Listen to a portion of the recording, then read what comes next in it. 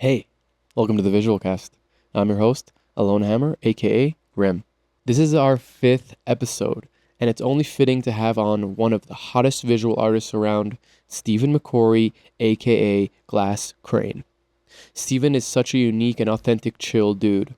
We dived deep into Stephen's beginnings as the lead singer in a metal band, being mentored and inspired by some of the greatest visual artists of all time, and having major success selling NFTs in a good and positive, value-driven way. We get into the seeding and tending of online communities, inspiring and learning from each other, and Stephen's shift into the real-time workflows of visuals. We also jump into the eluded and goated rainbow. For Stephen's set, we jump into my arch nemesis Notch. Now, I'm totally joking, of course, and I want to make sure that in my jokingly obsession with hating on Notch, I don't want anyone to think I devalue the work and effort of the development and operation of that software, or anyone, including myself, that use it.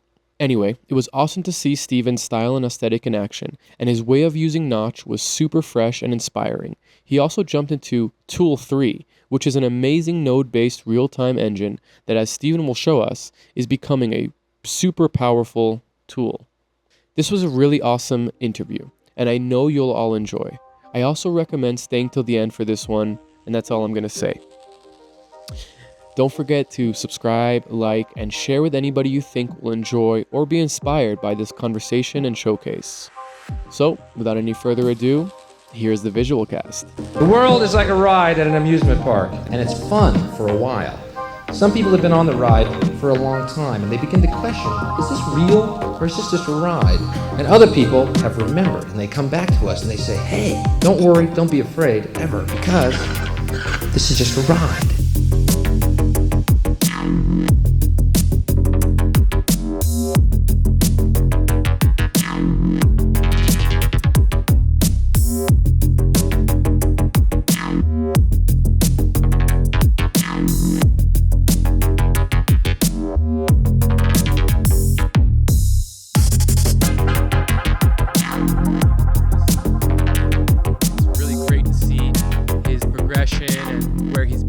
Visuals, and I'm really excited to have him here today. So welcome to the podcast, Stephen. Hey, what's going on, man? Happy to be here. Thank you. Hell yeah. Okay, so let's jump right into it. I have a leading first question for you.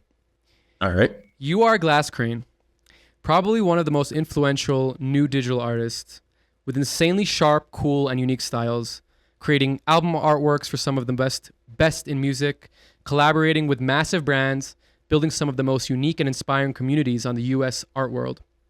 You having created hundreds of pieces, some of them selling for tens of thousands of dollars, and traveling the country to VJ at some of the biggest festivals around. So my question is, what is it like being such a big success as an artist and having such a direct and accommodating influence on young artists? Well, thanks, man. I appreciate that. It's pretty great. It's fulfilling. I definitely had a couple careers in my life. Being like 36, I'm definitely a little bit older than a lot of the current VJs and stuff in the scene. It's been extremely fulfilling, and it's been just a real awesome journey of learning, and it kind of brought with it this really cool cycle of being inspired by the people that I was inspired by initially. And then being able to kind of gain some skills and techniques that enable me to create art that allows me to inspire others in return. Beautiful. I think it's such a nice cycle. Yeah, it really is.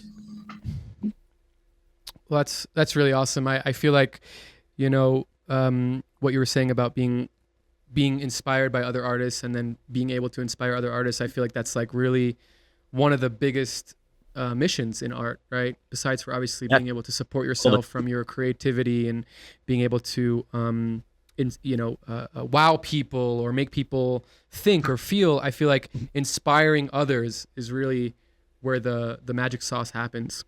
So it's lovely to hear that you feel that as well. So you grew up in, sorry?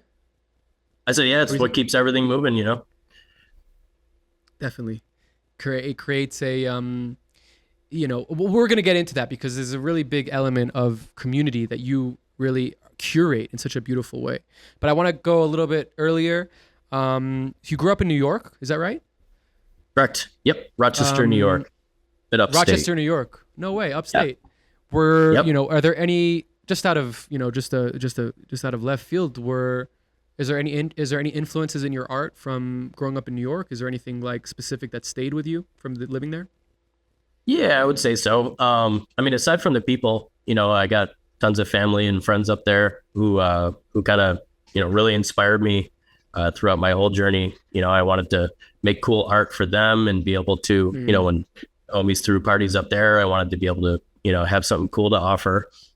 But yeah, up there, I kind of got my start through drum and bass, I guess, was kind of the dominant electronic music that was up there. So it started just by going every Thursday to a place called Elixir to drum and bass night. And I really fell in love with that music, just the energy of it and a little bit of aggression. And it was just really, really cool. And then I kind of transitioned into dubstep and other kind of stuff. And then I found Tipper and some of the more like kind of... No, I'm kidding. It's a great inspiration from that area. I love the people up there. Good, hardworking, salt to the earth people, and got a ton of inspiration from where I'm from. That's awesome. Yeah, and you live now in Florida, which is a very bustling art scene, and there's a lot of it's a lot of energy, a lot of movement. Similar. I feel like it's probably similar in some ways to New York City, where there's just like lots of things happening all the time, a lot of opportunity. But I think Florida is maybe more geared towards something specific. Yeah, it's definitely more tourism. Tourism. There is a semi decent music scene here. We tend to not get necessarily all the biggest and best acts, but if you drive an hour west to St. Pete or Tampa, usually you can catch anything you'd want to see there. Orlando's a little tough just because, like I said, it's a big tourist city, so it's a lot of people coming in and out, which makes it a little bit more difficult to kind of establish a solid underground music scene. But there's definitely some local cats here who are doing a really good job. A lot of transient people. Yeah, a lot of transient people. People coming in for a show in particular, but mostly, Disney runs everything down here. Right. You love Disney World. Coming to the Mouse House, you're good to go. I see you go to Disney World very often. Yeah, I go pretty often, once every couple of months or so. If you live there, like you really got to. Yeah, you just gotta go. Anytime someone comes down to visit, they want to go to Disney World, so it's like, all right, might as well. That's so funny. I had that when we first moved to LA. I had that with Vegas, and like every time somebody came to visit, I'm like, let's go to Vegas. It's a few hours. We could just drive there. And then after the first 2 or 3 times, I'm like, I never want to fucking come here again. I don't care. Like if you want to go see it, go take my car. I'm not coming with you. Totally. Yeah. Print out some MapQuest direction. Yeah, exactly. So, what kind of I'm familiar a little bit with your current inspirations and kind of like where, your design elements are drawn from, just from conversations that we've had. And I want to talk about that in a second. But I'm a little bit more interested to understand, what first inspired you? What was kind of your, what made you want to get into this career? What was some original influences? And what's your kind of earliest like art memory where you did something or drew something and you were like, oh, I'm actually pretty good at this and this feels good? Totally. Well, it's kind of split up into 2 different parts. I would say that, the first time I opened up Photoshop was kind of out of like a necessity. I was in a band and we used to tour a lot, and it would be really hard for me to find a job in between tours. So, a buddy of mine. You were in a band? I was in a band, yeah, like a metal band. What do you play? Singer, screamer. No way, really? Yeah. Oh my god, dude! Could we get a sample? I'll send you one. Okay. At the end, if we have energy at the end, I want a sample of the screams. At the end, I'll send it to you. Okay, stay tuned. Sorry.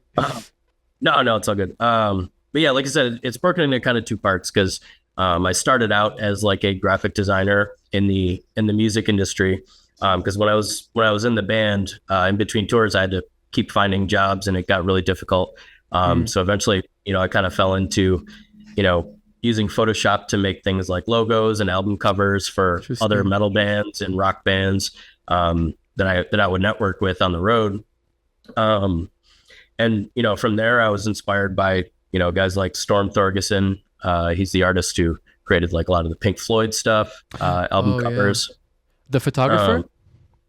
Yeah, he was like a photographer and like an old school like pre-Photoshop compositor. Right. The things, the surreal kind of images he would create were just next level. They stand up today. Absolutely.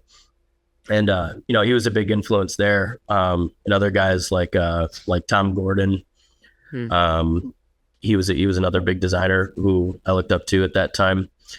And, I kind of moved from there into, the trippier stuff. Once I like saw Tipper and Android Jones, live, that was kind of a big turning point for me. I saw him, I think it was like, I want to say 2016 PlayStation Theater, that show. And I was just blown away by Android Jones and what he was doing. I think back then he was using the particle illusion. After Effects. The OG real time. Yeah, lad. It was just mind blowing, that set. And I ended up making contact with him. And he would tell me like the programs he would use and stuff like that, and just kind of give me little things to dive into. And that's kind of where I found ZBrush and started utilizing Cinema 4D in a different way, to kind of shape what my art's become today. So yeah. And I guess a couple other, no, go ahead. Yes.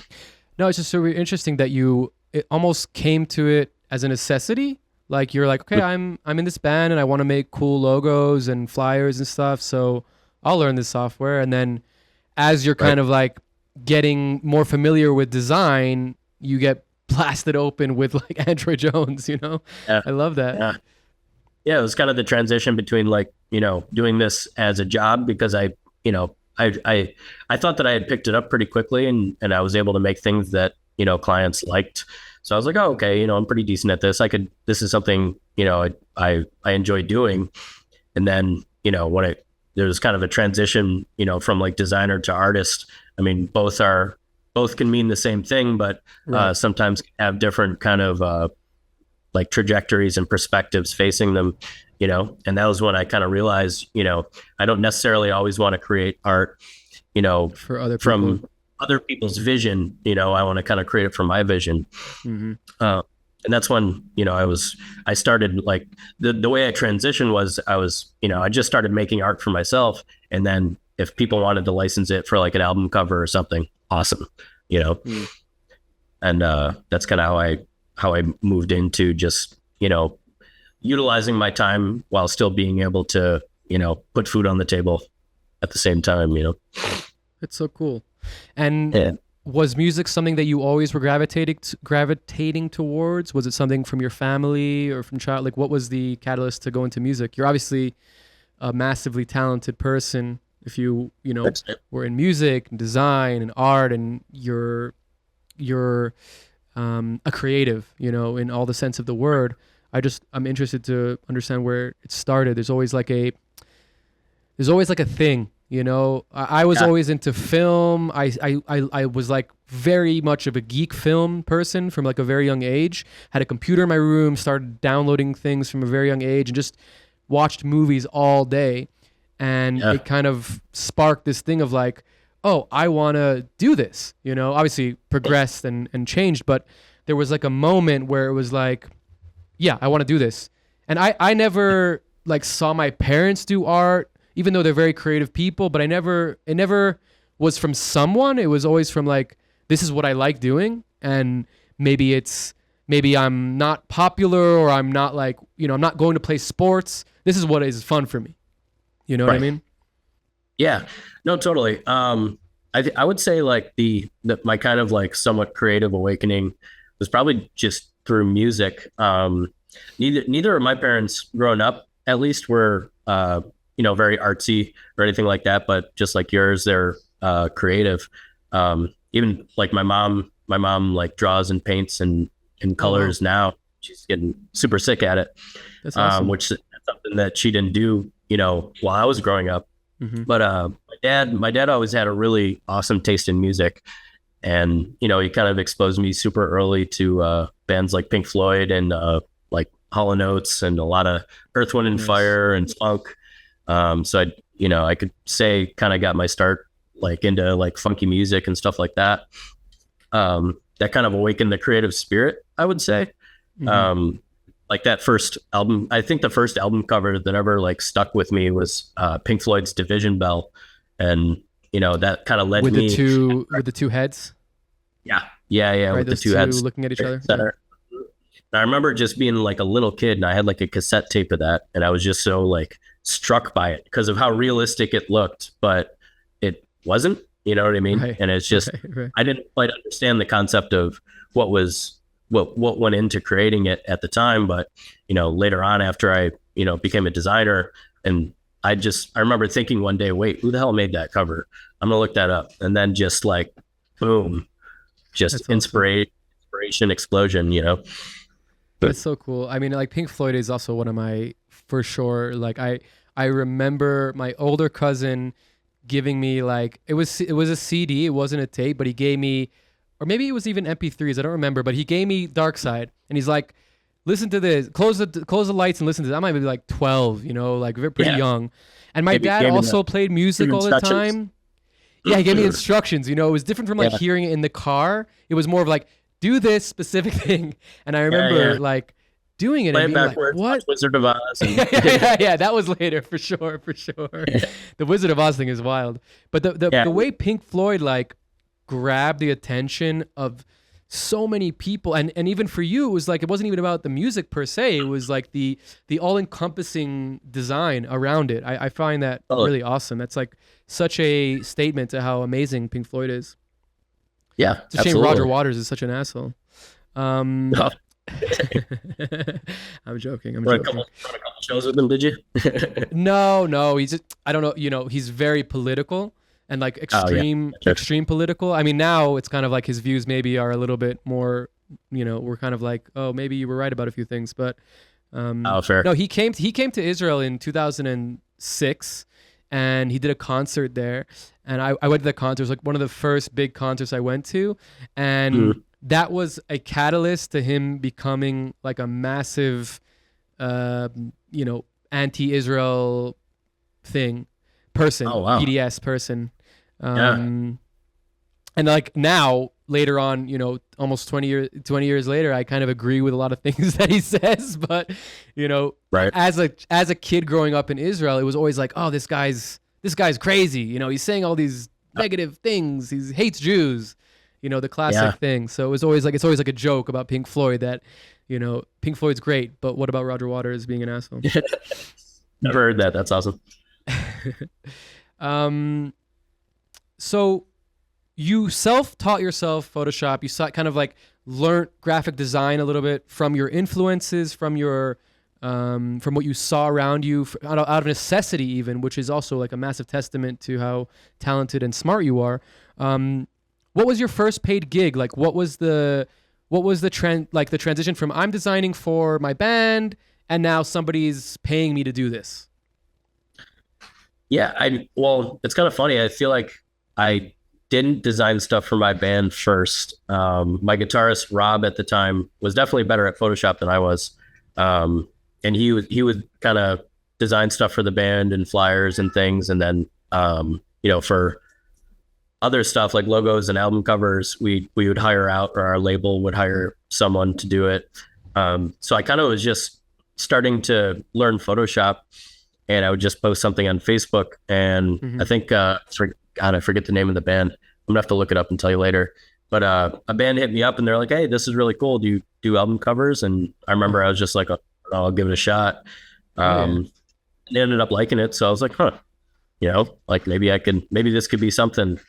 and just kept at it, and more people would hit me up for graphics, and then I would just start getting return clients, return customers. Mm-hmm. And that's kind of when it clicked that I could really make a business out of it, and make it potentially my career. That's awesome. And yeah, designing, so you designing album artworks, you started doing a little bit of commercial things. You kind of mentioned it, but I just want to touch on it a little bit more. Was it obvious to you that you wanted to do something else, like become, you kind of said you were more interested in making your art for yourself, per se. Obviously, there's always somebody paying. right. But, what was the catalyst for you to like really make that shift from, being a commercially available artist, designer, to being like, I'm Glass Crane, I'm, this is my art. If you like it, great. Was there like a shift in your life, or was it just more of this, you just saw that you are really good at this? No, there was a kind of a shift. I think one of the shifts was when I kind of thought of the name Glass Crane. I looked up to I looked up to a bunch of artists, like Android, Ben Ridgway, Jonathan Singer, Keith. Seeing Fractal Visions live. I'm kidding. Mr. Keith. Just seeing all those guys, and they had such like kind of cool names. And at that time, I think I was like Stephen Mccorry Design or something super boring like that. Right. And I hadn't really thought of creating, like an alias for myself. Just because I didn't consider myself this like, real like artistic entity. I was kind of, I felt like more of like a conduit for others to get their ideas out and expressed, which is kind of a blessing that I did that, because I feel like it really helped make me more versatile as an artist. Just being able to kind of take these ideas and implement these concepts that I wouldn't think of myself, which I think equipped me pretty well to be able to tackle my own art and what was in my brain, and to be able to kind of interpret the images I would see in various states of mind in a way that's concise, and I would actually be able to get that information out. And it also helps you. I said it before. Like at the end of the day, you are obviously you're creating for your creating's sake, but you also want to be viable. Right, you want people to connect to it, whether if it's commercial or just like people liking it, and having the understanding and knowledge of what works as design, what people like. That's such a massive thing, and I think a lot of, there's like two sides to this coin. There's like being talented and creative and being able to like you said, express what's in your mind, and then there's also like being able to. Maybe it's a niche, maybe it's like a technical knowledge, maybe it's a software knowledge, but there's also like an element of like what is pleasing, for a design, for a website. And I think a lot of artists have one or the other. Not many have both, or at least not many start off having both. So it's just that I call it the artistic eye, and it's something that I feel like pretty much everyone can develop, and it all just comes to the way you perceive what you're looking at, like how you parse what you're looking at against what you feel could more objectively be deemed nice to look at, or interesting, or well composed. It's you can, really talented artists could make something very, very quickly and it looked good, effectively, possibly even better than someone who spent months and months on something. But there's kind of different thought patterns that go into each of those things. You know what I mean? And I think that if you train your artistic eye by looking at a lot of art and trying to analyze, how this makes you feel, why do you think this looks good, and if you kind of have that internal narrative going when you approach things and when you look at things, I feel like that the eye can be developed pretty quickly that way. Yeah. So that's a really good insight. definitely anybody. I subscribe to that. Everybody's an artist. I know that sometimes maybe devalues what art is, but I feel like, Oh my brother. Yeah.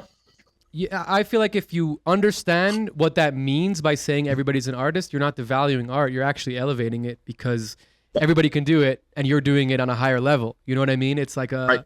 it's almost it makes it stronger, I think. So I definitely agree with you that everybody can develop this kind of eye. I think some of us are born with it. Some of us pick it up faster, maybe. But it is very interesting when you see like designers or artists who are like extremely technical savvy. They understand Right. and can pick up any software. Maybe they're even coders, and then Right. and they're doing like mind blowing stuff. But you look at it and it's like there's something missing, like either aesthetically or it might even actually be aesthetically pleasing, but maybe they don't know the rule of thirds, like something very simple that that I see with my quote unquote trained eye, and it like pulls me away. I find that always interesting, you know, because it's like it's not necessarily being really smart or being really capable. There's something else, you know. There's something else that's involved with this kind of artistic or you know, creative aesthetic. Mhm. You Yeah, totally. you learned, so you kind of touched on it as well. Your you know, your biggest influence singer, Jonathan Singer, Ben Ridgway, Android Jones. You learned from them, I think, a lot. You had a lot of I don't know what the right word is, but you had a lot of help from them, let's say. You kind of you got taken in by them, accepted by them. What's that like, you know, to collaborate with these type of people? What's it like to learn from them? You know, how is it really yeah, I mean, you know, these are like Yeah, these totally. are the greats. You know, these are the toppest of the top. And being accepted by them, and now years later being adjacent to them, that's very Mhm. special, you know. Thanks, man. Thank you. Well, I would say I kind of chalk that up to more of networking, I guess. I mean, it's how I approach relationships, you know, not even in business, but just, you know, is you got to kind of treat people like people, not putting anyone on a pedestal, and just, Yeah. you know, being able to meet someone, and whether you look up to them or are inspired by them or not, just be able to talk to them like a person, and you know, I think that they tend to appreciate that, and that's, you know, what I did with any of the people you just mentioned is just, you know, just you miss like 100% of the shots you don't take, and you know, if you just decide to reach out to somebody and make a friend, you know, you could be surprised how life can turn that way. You know what I mean? Or Oh, yeah. or what can come from a friendship or a situation. You know, like with Android, I always joke that, you know, I kind of pestered him on Facebook until he was just like, all right, fine, come on out, let's see what you can do, kind of thing. You know, it was Pestering just about, works.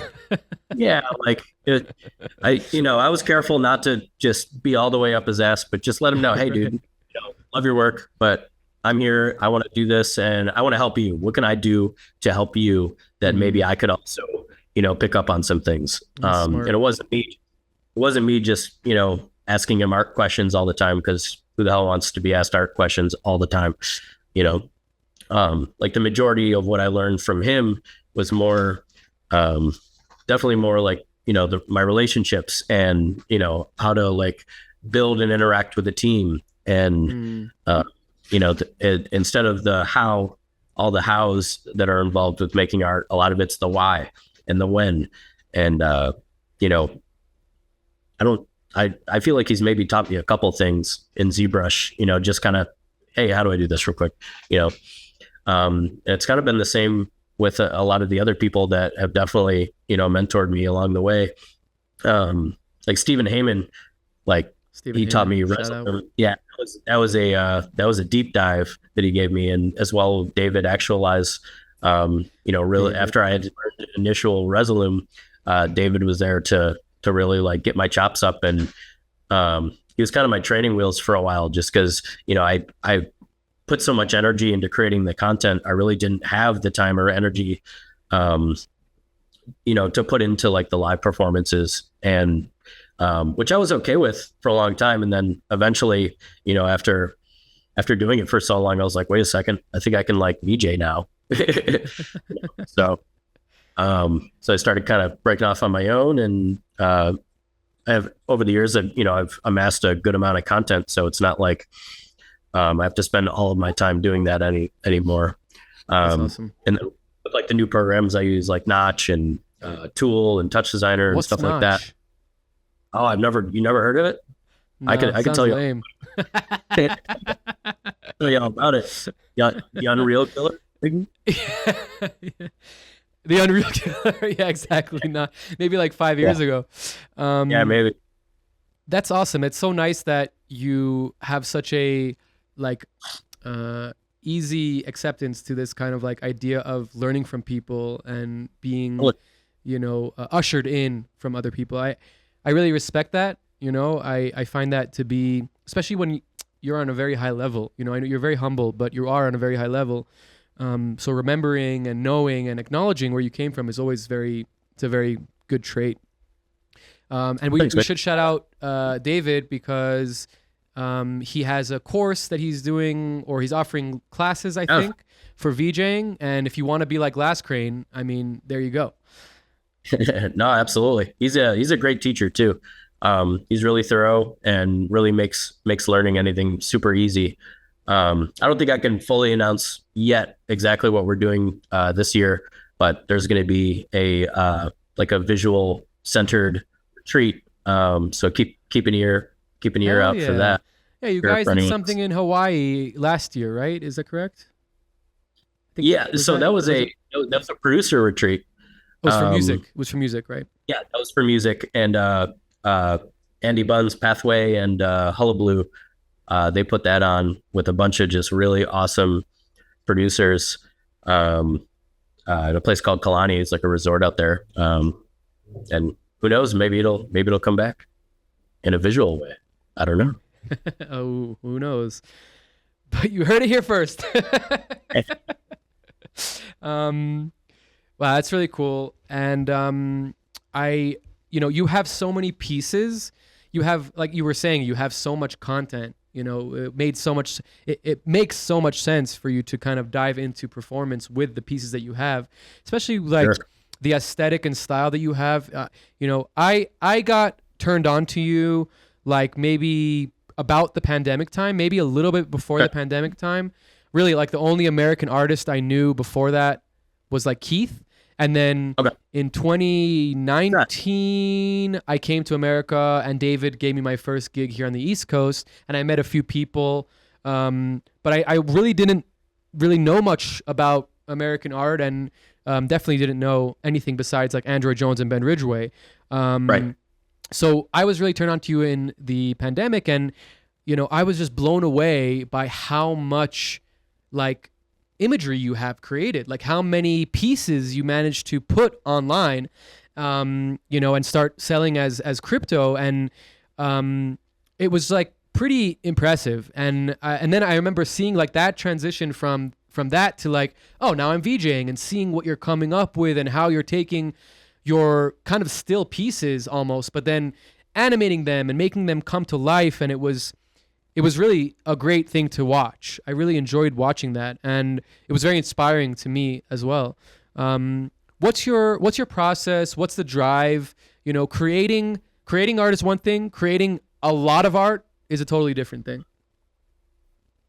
Yeah, I mean, it's kind of goes back to the artistic eye conversation, where a big struggle for a lot of artists, I'm sure you know the struggle well, is knowing when something is done. Knowing, and I've definitely been guilty of thinking something's done way before it could have been. Right. It just depends on how ADD I'm feeling, and if I want to put something down or not. But I think that the more you develop that eye, the more you kind of know when okay, here's this piece of art. If I sit here hammering this for another 2 days, is it going to look any better? Right. or am I just going to start working against myself or working backwards? Mm-hmm. So I think at least with my own kind of style of art that I'm doing, I think I've got a pretty good handle on, just kind of knowing when something is complete or presentable, or it looks the way I intended it to, or how I saw it in my head. Because I don't always see it in my head either beforehand. That's the beauty of 3D, is there's a whole lot of like fuck around and find out, and just seeing where the program and the flow takes you. For sure. Yeah, absolutely. That's awesome. And your crypto art it's pretty insane. I know like NFTs maybe like a little bit of a sore subject, but to me, and I was doing a little bit of a dive, I'm just going to show a few pieces now as well. Totally. You're still selling pieces for thousands of dollars, if not tens of thousands of dollars. That must feel really, legitimizing. Like I like back during COVID, not that I made tens of thousands of dollars, but I definitely it was very easy to sell NFTs. It was kind of a thing. If you had an interest, if you had a little bit of a following, it kind of did it itself.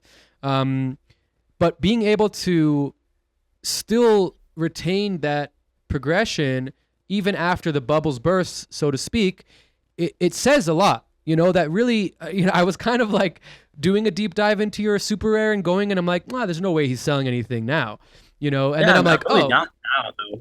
I haven't sold in a while. Put it that way. I did squeak, a couple out past the burst, but no, I mean, I haven't minted anything in a while. But your pieces are still being traded. There's still interest. Yeah.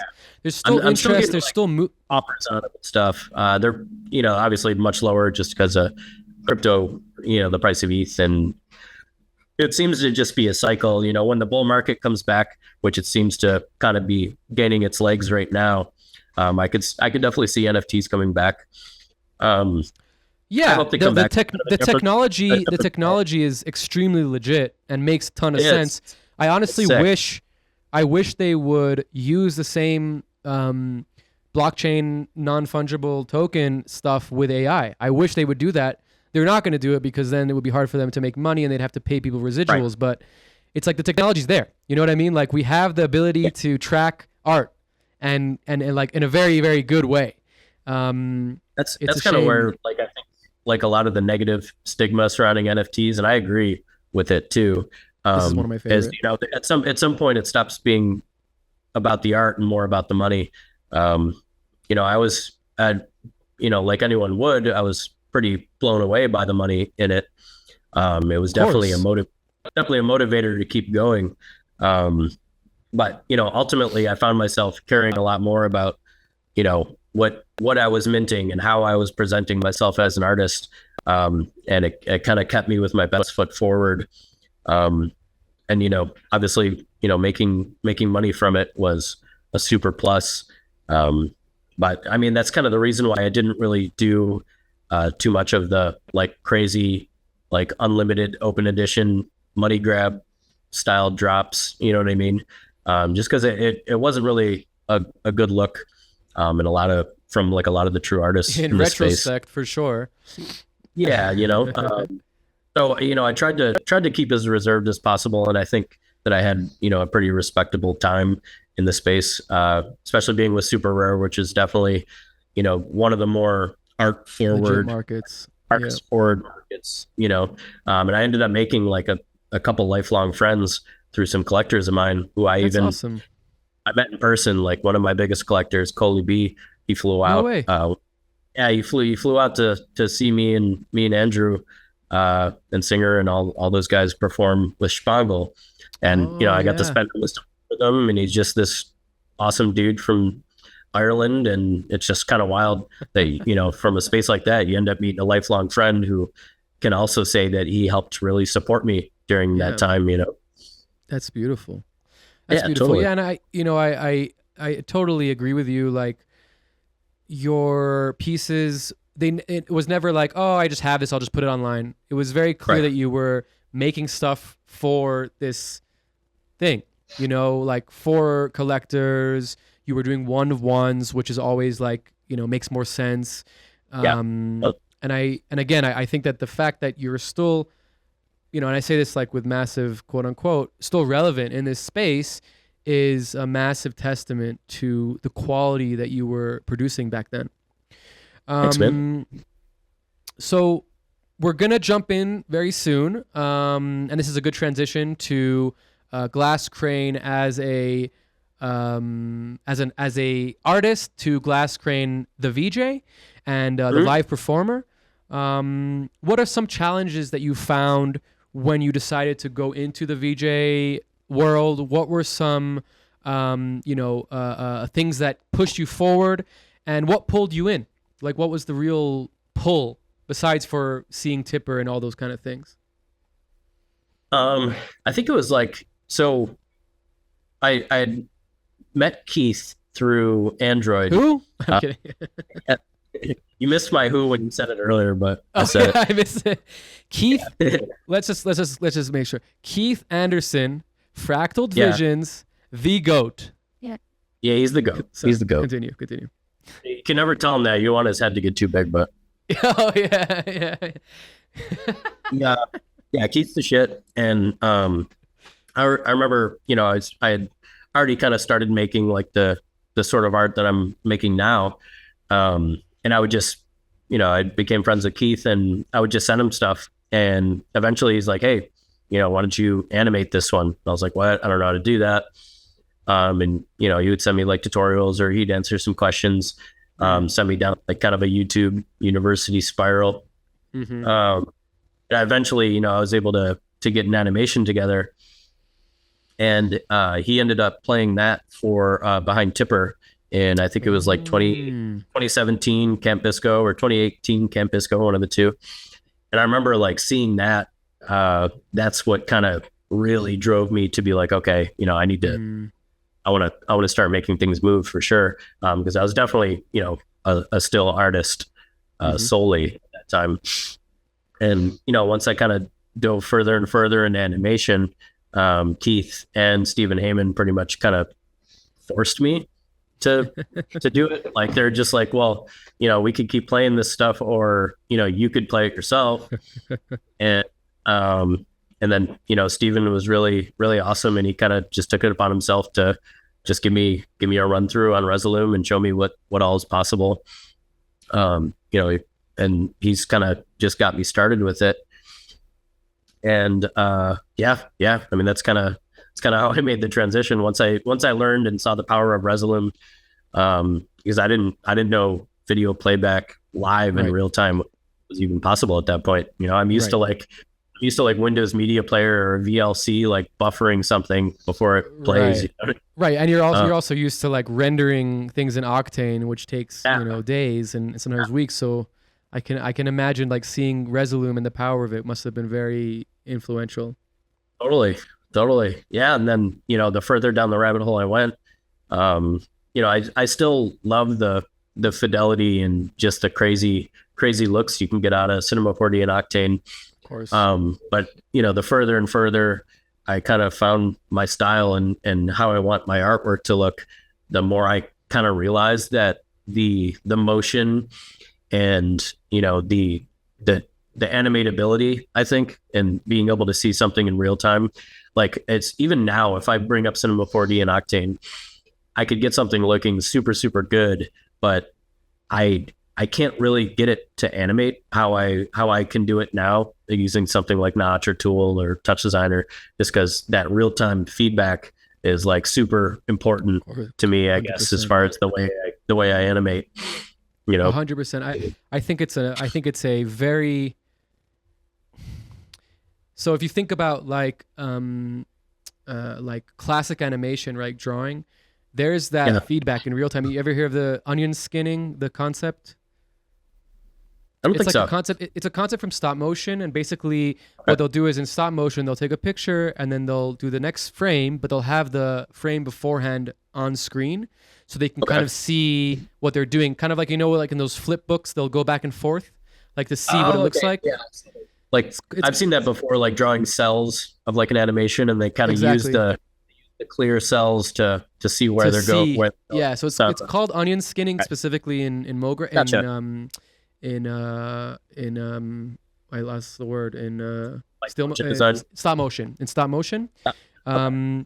But it's kind of the same idea of like you're getting a resulting feedback of what you're doing. And I think that for most of 3D's existence, artists didn't have that ability, and they were kind of like they became really, really good at anticipating things and waiting, obviously, massive patience. But you know, the OG VFX or the OG digital artist, Andrew Jones is probably a good example. They just got really good at being able to anticipate what it's going to look like once it's rendered. And I feel like that was a crutch. You know, I feel like that wasn't really the way, you know, it's supposed to be. And when we're so lucky that we live in a time of real-time graphics, you know, video games and all the tools that you said, Notch, Touch Designer Tool, Unreal, all those things, it's really the only way to connect your creative flow to your digital 3D art. You know, like when you're sculpting something in ZBrush, because you can see the physical things that you're affecting, you get into a flow. When you're in After Effects and you're adding an effect, you have to kind of like get into the flow of like moving and tweaking and things, and then you lose the flow when you wait for it to buffer.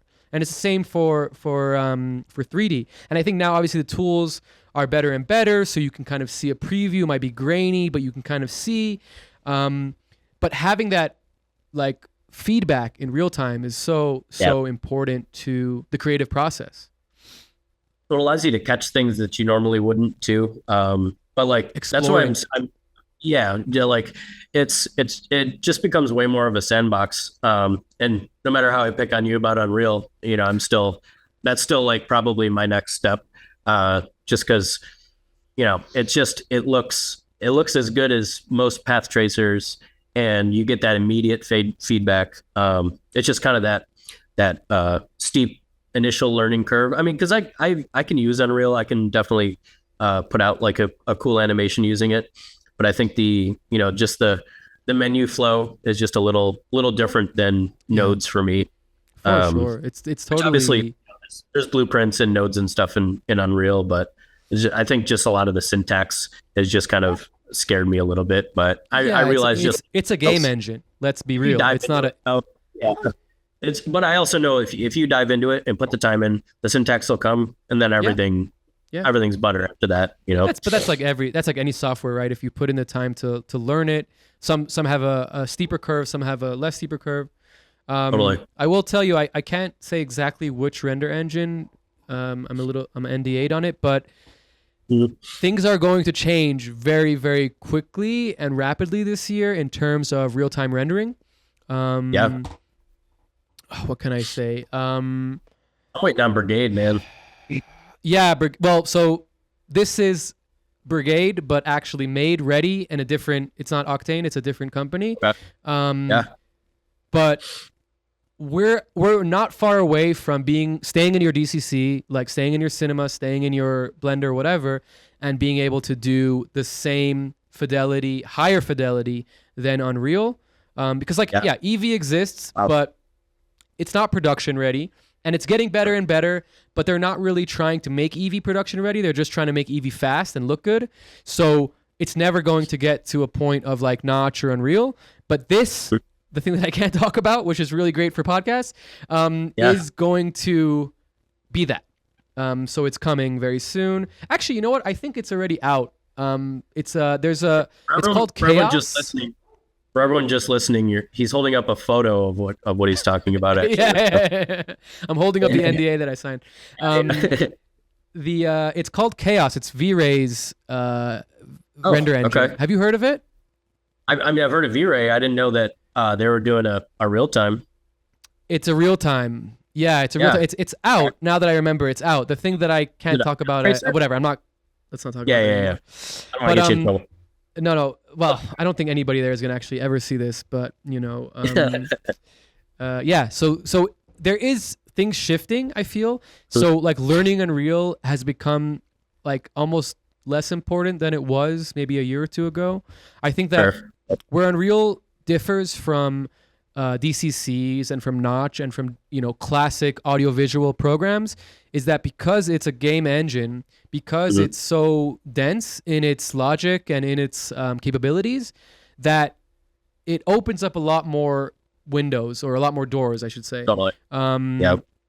And we've had this conversation multiple times on MoGraph Media, Media? No, Mafia. MoGraph, Awesome. MoGraph Mafia, which we'll talk about at the end. Totally.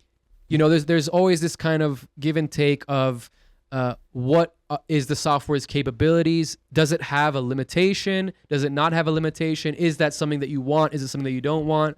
So I feel like with Unreal, there's no limitation. That's kind of the benefit. And then obviously because of that, it's convoluted and difficult to, get good at it or be able to create what's in your head in it. Yeah. So with that being said, we're going to jump into Steven's set here, which he is going to, well, I'll let you explain what you're going to be doing. Yeah. So I'm not gonna like perform visuals or anything, but I kind of just wanted to show my workflow a little bit by maybe just making something in Notch real quick. So tell us about Notch, because if I tell you about it, it won't come out good. Yep. So Elon hates Notch. So we'll put that. But he also could be like their biggest secret. Jury's out. We'll find out. I'm a shill for Notch by saying I hate it so much, for sure. I wish. Like they just need to give you the beta, dude, and just just a little bit. I'm gonna go into it now because you just went into it, but I have been trying, or not anymore because now I've already given up, but I was trying for a very long time to be a evangelist for them, because I was noticing that I was noticing I was going, anything like, I'm around. I love your program. Like, I wasn't even asking for exactly. I wasn't even asking for anything for free. I wasn't even asking. I was just literally saying I want to be an official evangelist because I thought that it would help my credibility when I talk to people about Notch. And for years, I turned on so many VJs, so many different creative studios to Notch. So I was like, hey guys, look, here's my track record. Can I just be an evangelist? And then obviously no. And then that kind of started a whole spiral of me not feeling like I was. I don't know. It's not really. I don't know. It's a very strange thing. We could spend a whole podcast on why I hate Notch, but and not only that, I mean, you still use it once in a while, and you're still knowledgeable about it. But it's obvious that like just certain experiences, whether it be with the team or just irks about the program that were like kind of solved using a program like Unreal, which definitely suits your workflow better, and you became a full-fledged Unreal monster. I thank you. I grew out of it. That's the truth. And I never want to make the impression that Notch was a negative thing for me. It was extremely positive. It elevated my career as faster than I think anything else has in my life, and it allowed me to get that creative, what we're talking about, the creative real-time itch, and it really solidified that. And I think it's a great program for people that are getting into this world. There's better things out there for free. Just FYI. Totally. I mean, for me, it's all about kind of the way I explain it, the way my relationship with Notch is kind of just being able to create almost at the speed of thought. Just because of how the hotkeys work, how the node system and the logic is set. And I don't necessarily think that this is the friendliest node logic or even the one that makes the most sense.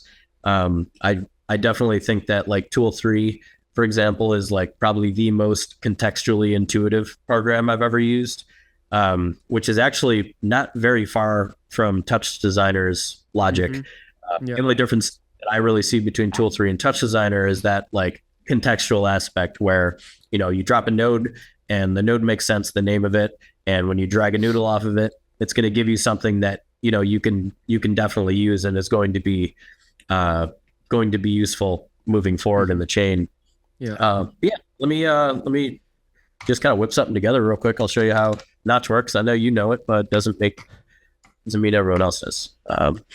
So I'm just going to grab a shape, and it's usually how a lot of my stuff starts.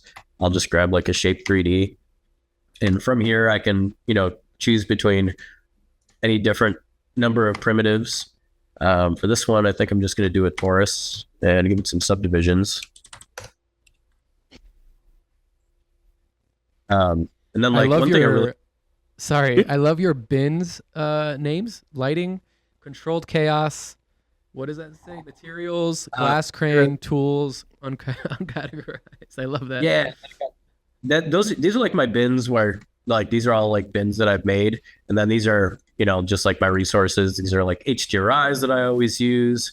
I have like a smudge map, scratch map, just like some techie stuff. I got some tile sheets that I use. I love it. A lot of my work.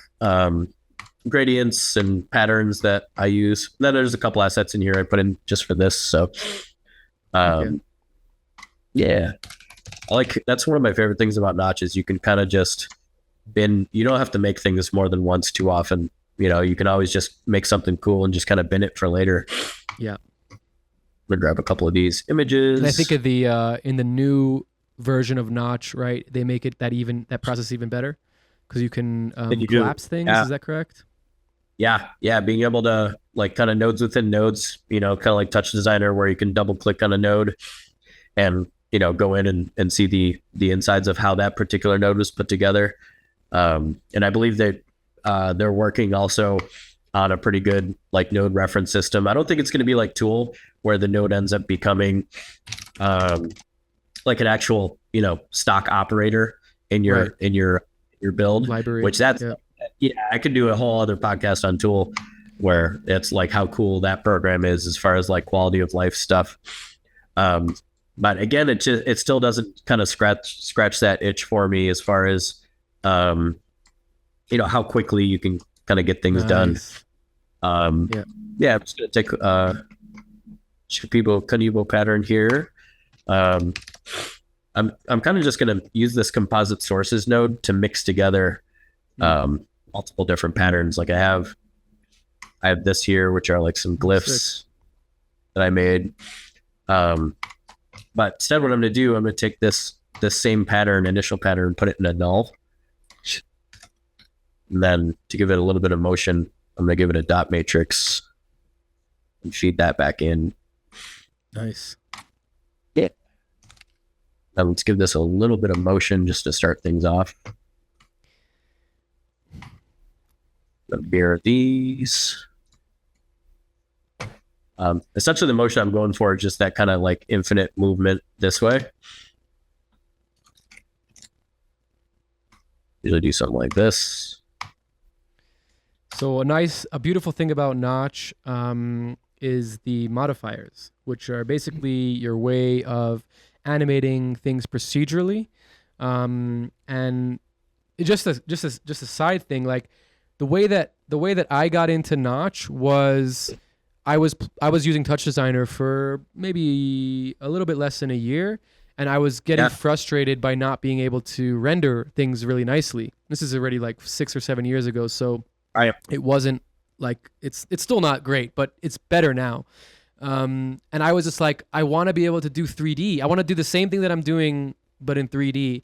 And then I don't remember how I found Notch, but it got turned on to it. And the moment that I saw the rendering, like the volumetric lighting was what sold me. I'm like, I want to do God rays. And like in Touch Designer, it was like a super hack to do God rays. Totally. The second I saw the God rays in Notch, and then the second I saw the modifiers, I'm like, oh, I'm sold. I bought it like maybe a day after I played with it. Absolutely. I do miss it. I will admit here, I do miss it. But, what I really miss is not necessarily Notch. It's like you said, it's creating at the speed of thought. Like that's a very unique thing, and the better I get at different tools, and the better it is, the easier it is for me to do that. But with Notch, it's just super fast and easy to do that for sure. Totally. No, absolutely. That's my favorite. 5 minutes, less than 5 minutes, and less than 10 nodes. I'm going to go. So to see what, while we're talking, so essentially what I did was I made like a dot matrix and fed my glyphs, which kind of look like this, just like a little tile sheet, fed that into a dot matrix. And this is like super fast.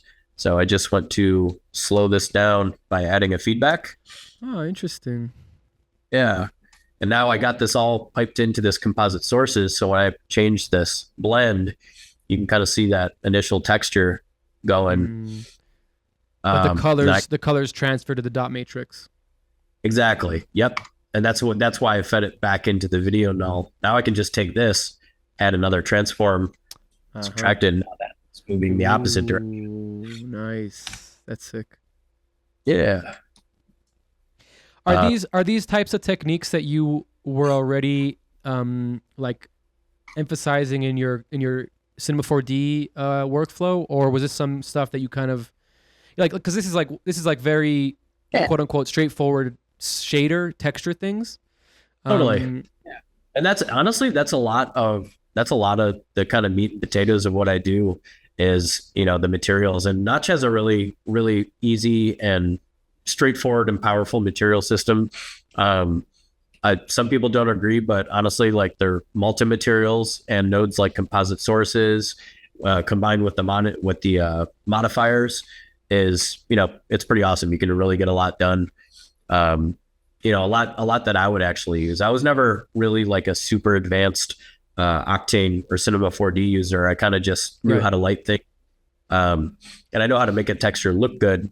But it doesn't mean that you open it up, the node tree is going to be like an engineer made it. You know what I mean? It's a lot of it's just kind of good in, good out. Like if you use good resources, good maps, you know, and if you know how to kind of dial things in, you're going to get a good result. And I think Notch is a program that definitely rewards that, you know.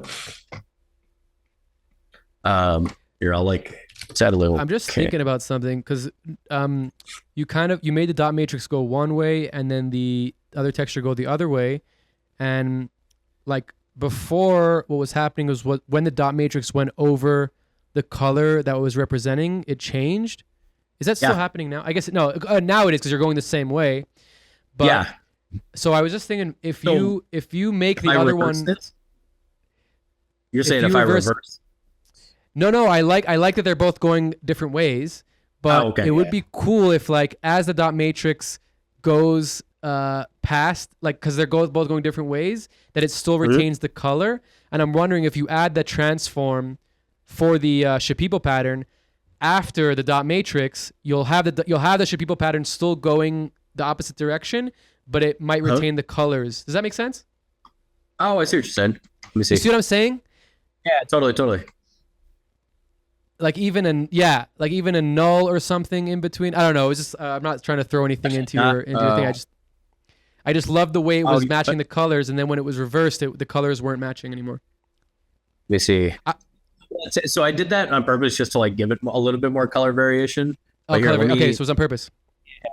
But here, let me add that. I think I just need to duplicate both. See that? Now they're matching. Kinda. Well, you know what? The feedback's making it slower. The feedback's making it slower. Anyway, sorry. Continue. Don't listen to me. I don't know anything about Notch. No, totally. I mean, honestly, that's one of my favorite things about real time is, you know, I could be creating something like this for like a client or on the fly, and they're like, wait a second, what if we just did this?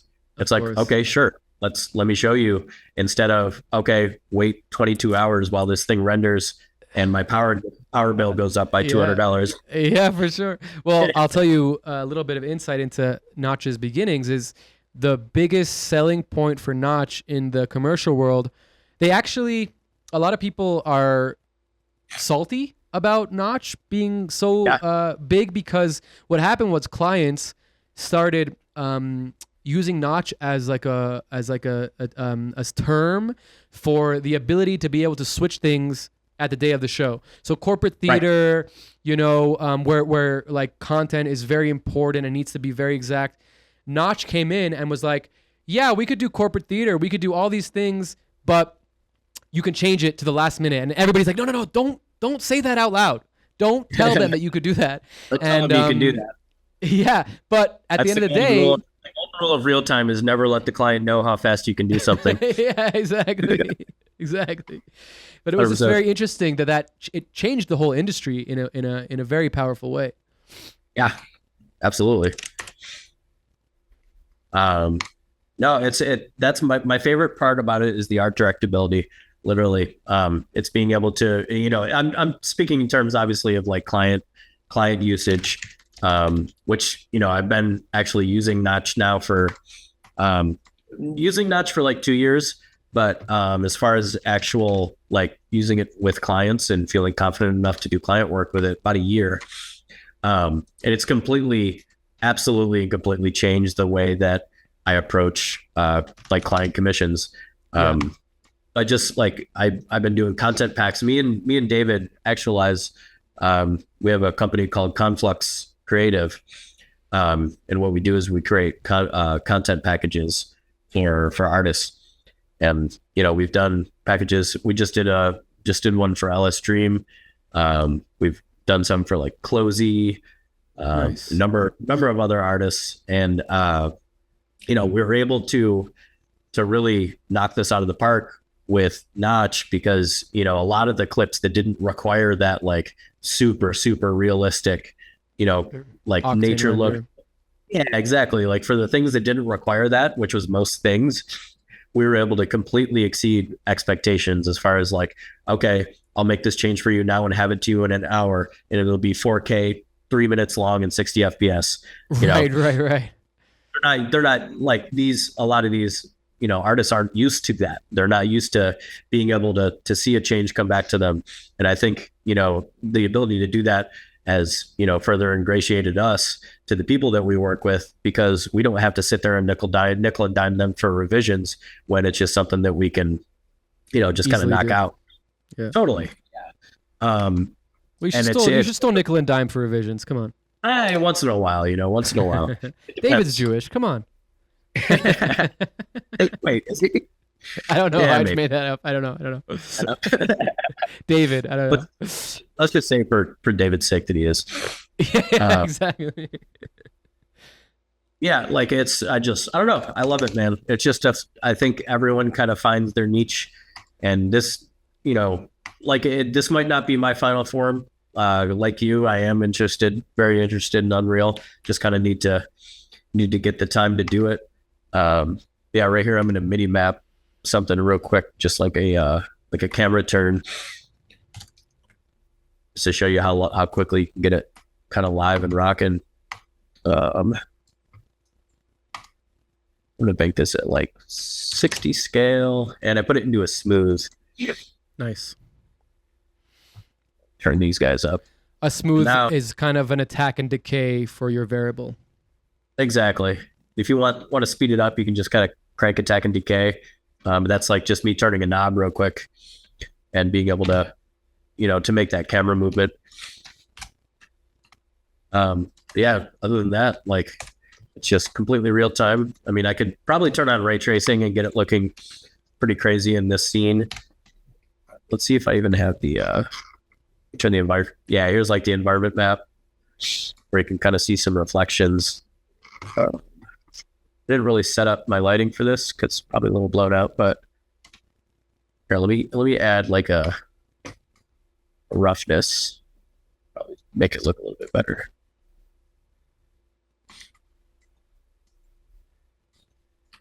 Go crank it normal too. Just kind of show the renderer off a little bit. What are you using for the roughness and the imaging? This is just like a kind of like a JS displacement. placement?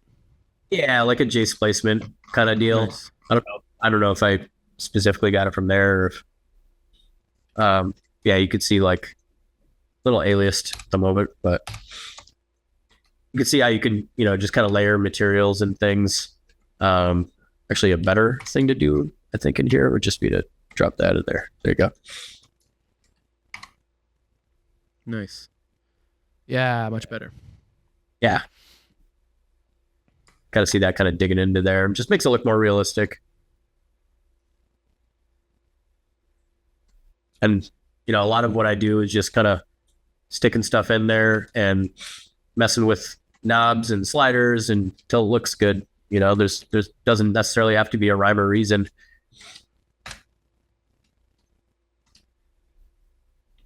Yeah. it's kind of the process of which I make things these days. If I was going to use like a more complicated model or whatever, I'd crack open ZBrush and do some sculpting or some kit bashing. Notch, especially the beta, actually is really really proficient in handling like some pretty heavy meshes. Not as much as like Unreal, obviously, but I usually don't have a problem sending 2 million polys in here and animating it and at least getting 30, 40 FPS. That's awesome. Good enough to render it, but I try to get things under 500K if I can, to really to be able to run it completely live or to not have to render.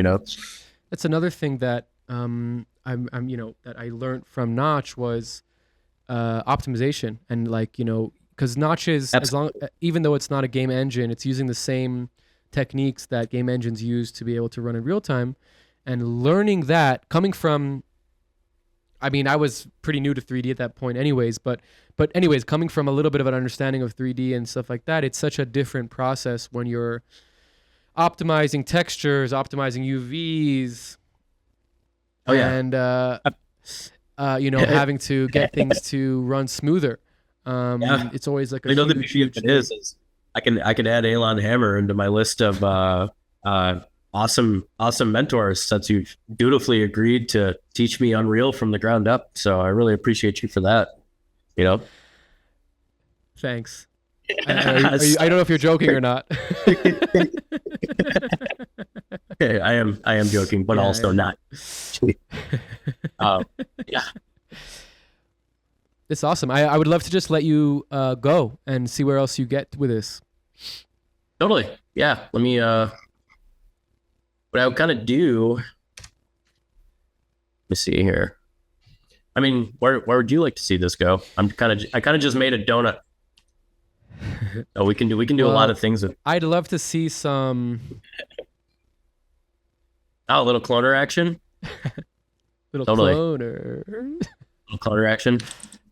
Get these subdivisions down a little bit, shall we? Nice. Yeah. Another awesome thing about Notch is the ability to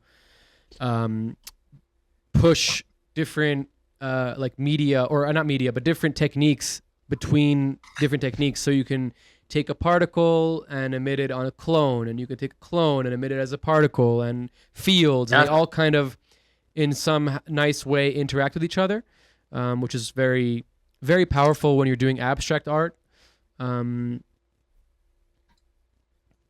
Totally.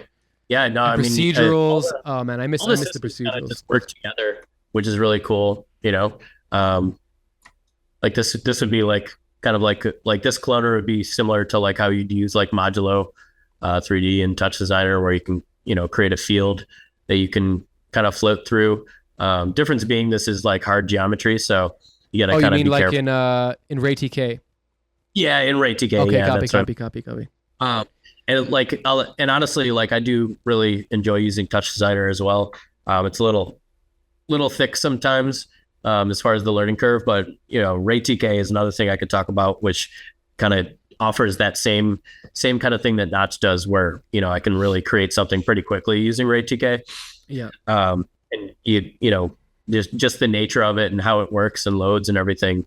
You can kind of do things that like a more 3D based DCC can't. Yeah. And I thought that's really awesome. I'm gonna get Tommy Etkin, the developer of RayTK, teched. He's gonna be on here as well. Awesome. And if anybody doesn't know, RayTK is a ray marching. It's a ray marching set of tools in Touch Designer that is extremely focused on abstract art and kind of like the same techniques that most of us use to make things. Yeah, absolutely. That's really cool. I can't wait to watch that. He's such a dude. I don't know if you've ever met him. He's like super nerd geek, but like cool, but he's like super nerd. Like I'm a nerd and a geek. So are you. But he's like super nerd geek, but he's also super cool at the same time. He's a lovely guy. Yeah, we've met a few times. Very cool. Very, very cool. So I think what I'm going to do here is I'm going to do like a render to texture and show you like a really cheap way to make like a tunnel. Oh yeah, cool. Yeah, I think that might be a cool way to do it. What and we're definitely going to talk about MoGraph Mafia, but what I always loved about that group was kind of like, you would post like, oh yeah, this is how you would post like a thing. You would post like, this is an endless tunnel. And then I'd be like, oh, how'd you do that? And you'd be like, I did it like this. I'm like, oh, that's not the right way to do it. And then, like, obviously not like that, well, actually I did talk like that. That's how I talk on MoGraph Mafia, but, but it was always like, I and then I realized like, oh, actually, like, there's no right or wrong way to do things. This is actually inspiring and exciting that somebody's doing things differently and finding other ways to do things. That's really, I love about that. That's what I love about that group. The kind of like the water cooler, where you could just talk shit, but like you're actually learning something. You're actually like growing from talking shit and not just talking shit, Like so many forums and groups and things, people talk shit, but you're not growing or learning, Totally. And I always felt like the MoGraph Mafia, which is a Facebook messenger group, there was always that, tons of talking shit, but like you're growing and learning as you're doing it, which I thought was really awesome. Yeah, no, absolutely. Me and Nux Lumina, Ethan, started the MoGraph Mafia. I want to say it was like 2020. I think it was kind of like during COVID.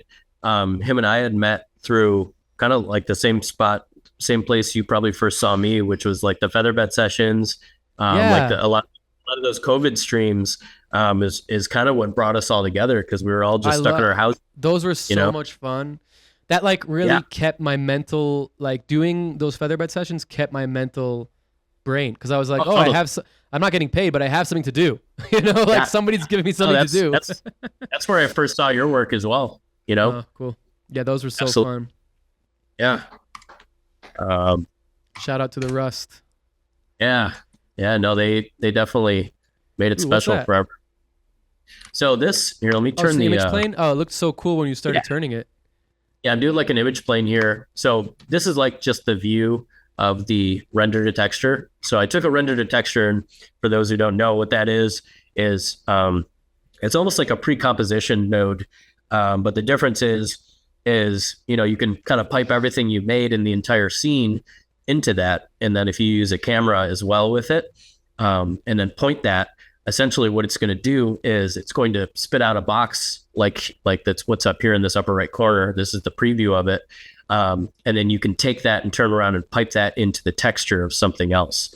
So I made this, this donut, and let's say I want to make an endless tunnel. Well, I could totally stick this torus in a cloner, and on the Z-axis just duplicate it 100 times and, throw a slow camera through it. But then you have to duplicate that geometry that many times, which is kind of problematic just because it becomes expensive. It's just expensive. So what I'm going to do is, here's that. Let me add another camera, a camera that's not in the render to texture. 7 on that. And now what I could do is take this image plane itself and put it through a cloner.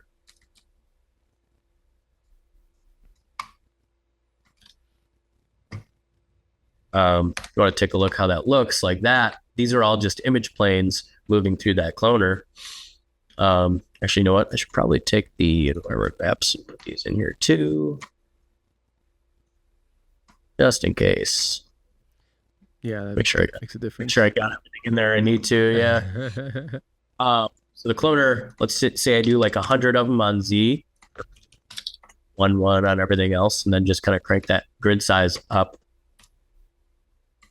So now when I get my, yeah, it's kind of cool. You might have to change your draw distance on that first camera, or on the second camera. Sorry. Yeah, on this one here. Is that the? Is it R clip? Where's that? Oh, far clip. Yeah. I don't know. It didn't make a difference, huh? No, so here's what I usually do. Honestly, I'll use like a fog. Smart. Yeah, which I don't know if that's actually gonna work out right now. Yeah, but it's weird. It's like almost Z fighting, but really, really, really far away. What's also weird is why it's like stretching. Like if I do, okay, I guess I have to do that. That's weird. Usually the image plane just comes in as a square. As a square. Yeah, to avoid the Z fighting, I usually would just do a fog. All the way at the end, kind of thing. Yeah. But also, let me just change the blend modes on this guy. Like alpha coverage. Okay, there we go. I think the fog was just a little too heavy for. Yeah, it must have been blending too much into itself. Here's like the density. Oh, so you add a black fog. So you're literally just adding like a fall off to the far away image. I like that actually. That's really smart. Exactly. Yeah, that's that's one way to do it. And on this image plane, usually, I mean, this is kind of a hard design to do it for because usually I rely on like the alpha of the like the initial donut camera. Mm-hmm. But with this, it's just all kind of really dark black. I kind of made just a dark visual. So usually it would kind of like here's like the alpha blend where you would normally see it all the way down. But with like alpha to coverage, I think one way I could do it would just be to turn on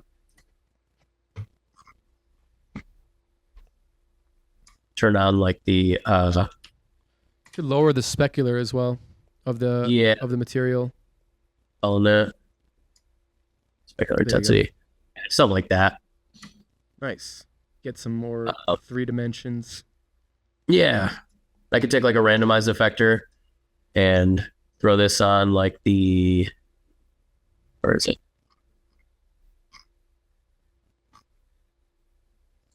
Let's just throw this in here and then set this to infinite.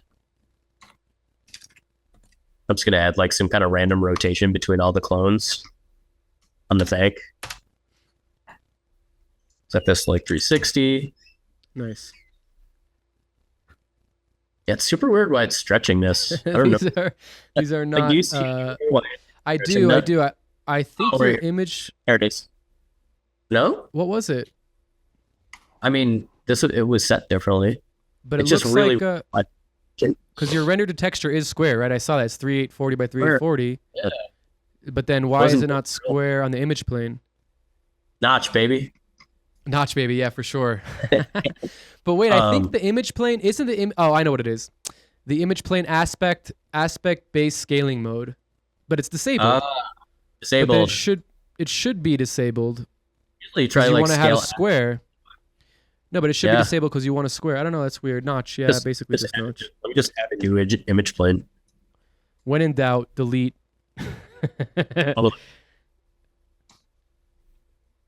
She may. Nope, it's doing the same damn thing. That's weird. But, I mean, you get the idea.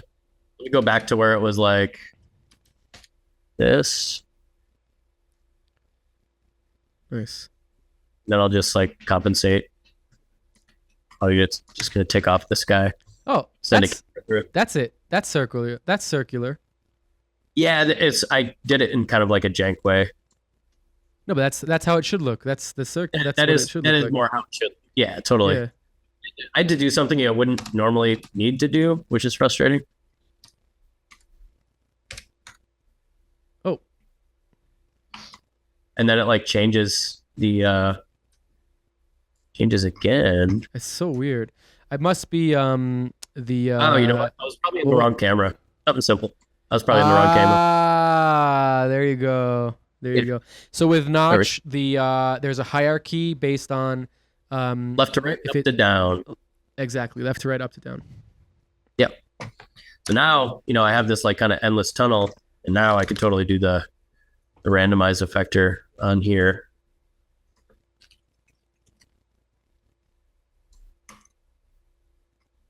Set this to infinite, rotation back. Set that to like 360. Yeah, they're all kind of turning. Now we get some variations. Yeah. So That's I like mean, an this wouldn't. pick up and like in a cheap way, you can get a cool effect that you would normally have to pretty much pound this with geometry for, you know? So, Steven, I know that you are, I know that the color scheme right now is the classic glass crane color scheme, but it's not a real glass crane piece until there is rainbows happening. I would tend to Okay. agree most times. Yes. I want um, to see some I picked up the rainbow rainbow. action, bro. I Where's I the have only rainbow action? it's you got to pay me $7 a color to use the rainbow. $7 a color. Yeah, no, it's honestly, I don't know why I do the rainbow thing. It's just like Because it looks rainbows so are fucking awesome. What do you mean? yeah, I love all the colors and they look really good all together on an LED wall. So Yeah. I just Look, kind of mastering the rainbow is not easy. Especially I come from psytrance, so psytrance is all about as many colors as you can see at once because it's like psychedelic or whatever. But mastering it is a completely different story, and being able to have all the colors at once while still retaining some sort of like aesthetic yeah. is not easy. No, it's like I mean it's starting to get easier just because I'm like, becoming aware Getting of good at it. all the different ways that I can like utilize it and while still making it not too For like sure. over the top or crazy, and I found that just like honestly using black and rainbow together just tends to really look good and Pops. it pops really. Yeah. Yeah. There's also an element of like like an RGB rainbow versus like an HSV rainbow. I don't know if you've ever experienced this. Like if you lower the saturation a little bit on the rainbow, the colors you still have the not the synchronicity. Yeah, you still have the weight between each color because the rainbow works so well is because there's a weight between each color, and it's like beautiful that that's like from nature. That's like the beauty of art in general. Yeah. But like the weight is what makes it good. But when you change the saturation, then you still retain the weight, but you get a completely different color gamut, and it's happened. I noticed it in Unreal because in Unreal when you do like a hue rotate, I don't know why, but it changes the gamut to be super low saturation. So like like this works, right? The lighting. Yeah. Where is it? The lighting, that's like a proper rainbow. We get like the proper colors. Right. But when I do like hue rotates on textures and stuff, for some reason it changes the gamut. And I've kind of embraced it as like a different type of look, but I was very disappointed when I first did Rainbow in Unreal. I'm like, what the fuck? I want full saturation on my RGB rainbow. Yeah, it was the HSV version. Yeah, there's something with it's specifically in particles when I do like a random color that it doesn't retain the RGB values. It does it on the hue, so it's like a different gamut. Well, and like another way that I really love to use rainbows is I'll use like a gradient like this, where I'll actually break up the colors of the rainbow with black. And what that allows me to do is, if I had like a transform in this, it allows you to like kind of use it as a tracer. You and I have talked about like how annoying it is that like it doesn't have like any sort of like tracer saber type functionality. Right. But if you can like bounce out like usually what I'll do is I'll take a 3D object, bring it into Cinema 4D and do like an edge to spline kind of thing. And have bring that edges in as a mesh. Yeah, exactly. And that way, I can take this and scale something like that, and you can we add like the mirrors on here, but you can kind of get like a color trace going along the lines of something if you use like a gradient. Yes. It's kind of a trick I picked up just like kind of watching Taz's work, and Yuan does a lot of this too. Really two amazing visual artists for the tippy top. George, Taz is like, oh man, he's definitely inspired a lot of my like kind of current work. And your current work specifically, huh? Yeah, like a lot of the stuff I'm doing in Notch, like I obviously try not to kind of rip off what he's doing, but like just seeing now like what he does and how he like modulates things and moves gradients around is really inspired the way that I approach my gradient work, and like how I make things useful in layers and stuff like that. Like he seems to kind of like hard render everything. I think he uses like 3ds Max and that kind of stuff, but it seems like he has like a real-time renderer that he's using. It seems like. I'm not sure. I don't know how much he wants me to say, but really, like, he is interested in Unreal. Let's put it that way, and he's doing some stuff in Unreal. I'm trying to push him into it as much as every time we talk, I try to push him into it. But the beauty about Tass is like his stuff is the most simplest, visually simple, but perfect though. But like that's the thing. It's the same with the rainbow. Like getting something simple to look fucking amazing is like the hardest thing ever. Like minimalism is extremely difficult. And like I struggle with that my whole career, is like making things less, but by making them less, they become more. You know what I mean? And like totally. I'm like chaos. I love like organized chaos is like what I really love. And Tass is like, he manages to make organized chaos simple. And I always found that very beautiful, and it's also very akin to like a psychedelic experience of like everything's overwhelming, everything's blowing your brain, but at the same time there's like something that's like holding you down of like this is reality, this is the truth, like this is the real thing. It's very like there's like a super like rhythmic organization to everything he does. And that's like I said, like he's definitely now becoming one of my main influences as far as making just a good stage visual, like something that is going to have a nice speed and a nice flow. And one thing I got the opportunity to meet him at like a Tipper and Friends, spent some time with him, and I just kind of asked him like just any kind of pointers he'd be willing to offer. And one of the biggest things he told me was like create a library of assets, like that's like vectors, different things that you can extrude and play with, little kind of bits of lore that kind of make up the tools that you use as an artist in your artwork. Those kind of recurring elements are what can ensure that anytime somebody looks at your art, if they're familiar with your work, they're gonna be like, oh, yep, that's a Task piece, that's a glass crane piece. 100%. And that was one of the biggest things that I think has helped me in recent years, is him saying that.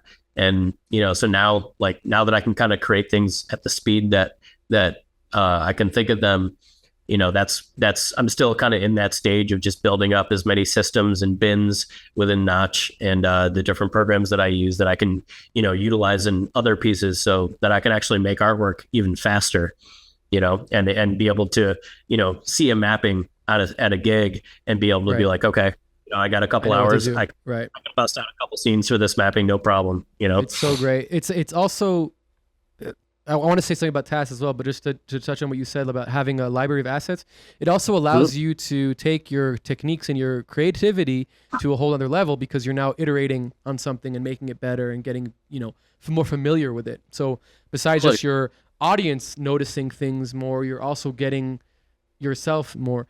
And George, I mean, show my screen real quick too. I can just show you an example of the like this is like my asset quick vault. And where'd it go? In here, I'm popping it back up. Oh, sorry. So like in here is my asset quick vault. And I usually just stick this on a thumb drive and I make sure it's on all of my asset quick vault.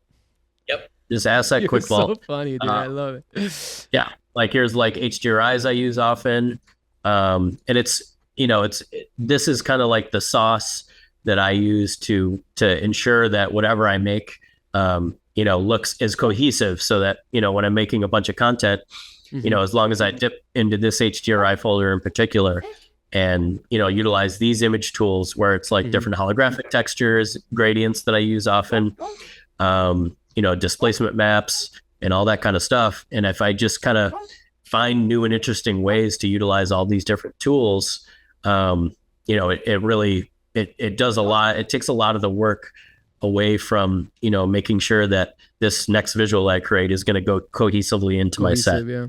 So question about this, and then I do want to jump back into Task, but how do you decide when you're going to add something new to your library? Like, what is like, is there an element of stifling? Like, is there an element of Yeah, not I mean, being, usually it's when I find like a new tool. Like for example, I just found a new tool called Tool 3. And I'll crack this open real quick just to show you real yeah, quick hell what yeah. I'm doing. But like Tool, for example, has these like super powerful generator nodes. Things like called rings. There's one called Ryoji, where these are like just really powerful baked in nodes that the developer took the time to create. Like this, for example, is called, I call it like fast glitch, but really the meat and potatoes of it, Whoa. this like Ryoji pattern here, where it has pretty much infinite variation, and you can just kind of in real time decide how that looks. And if I were to grab like a Ryoji 2 right here and pin it, this is how it would start. And you can basically, as soon as you create something, you can save it as a variation, and then you can hold Alt and like split Like a between the variation. template almost? Or like a Almost preset? like check this one out. So Is this that- is like a mosaic. Is that generative? Oh my God. That's See, generative. when I played with Tool a little bit, but I never found the cool shit in it. So look here. So here's all the presets that I either came with it or that I've made, like a combination of them. They all go in the same place. If I hold Alt right now and then tile over them, you'll see a little design, like a little line that's mixing in between. Mixing. Wow. And the more you drag, you can just mix between your presets live to This is create so these cool. really unique kind of looks, and it works just like Touch Designer too, in the sense that you pin something. Like here's like a tunnel I made. Oh yeah, can you go go to into that? I'd love to see how you made this tunnel. Because Totally. I tried making cloners. I tried doing it. I just could not. It could not figure it out.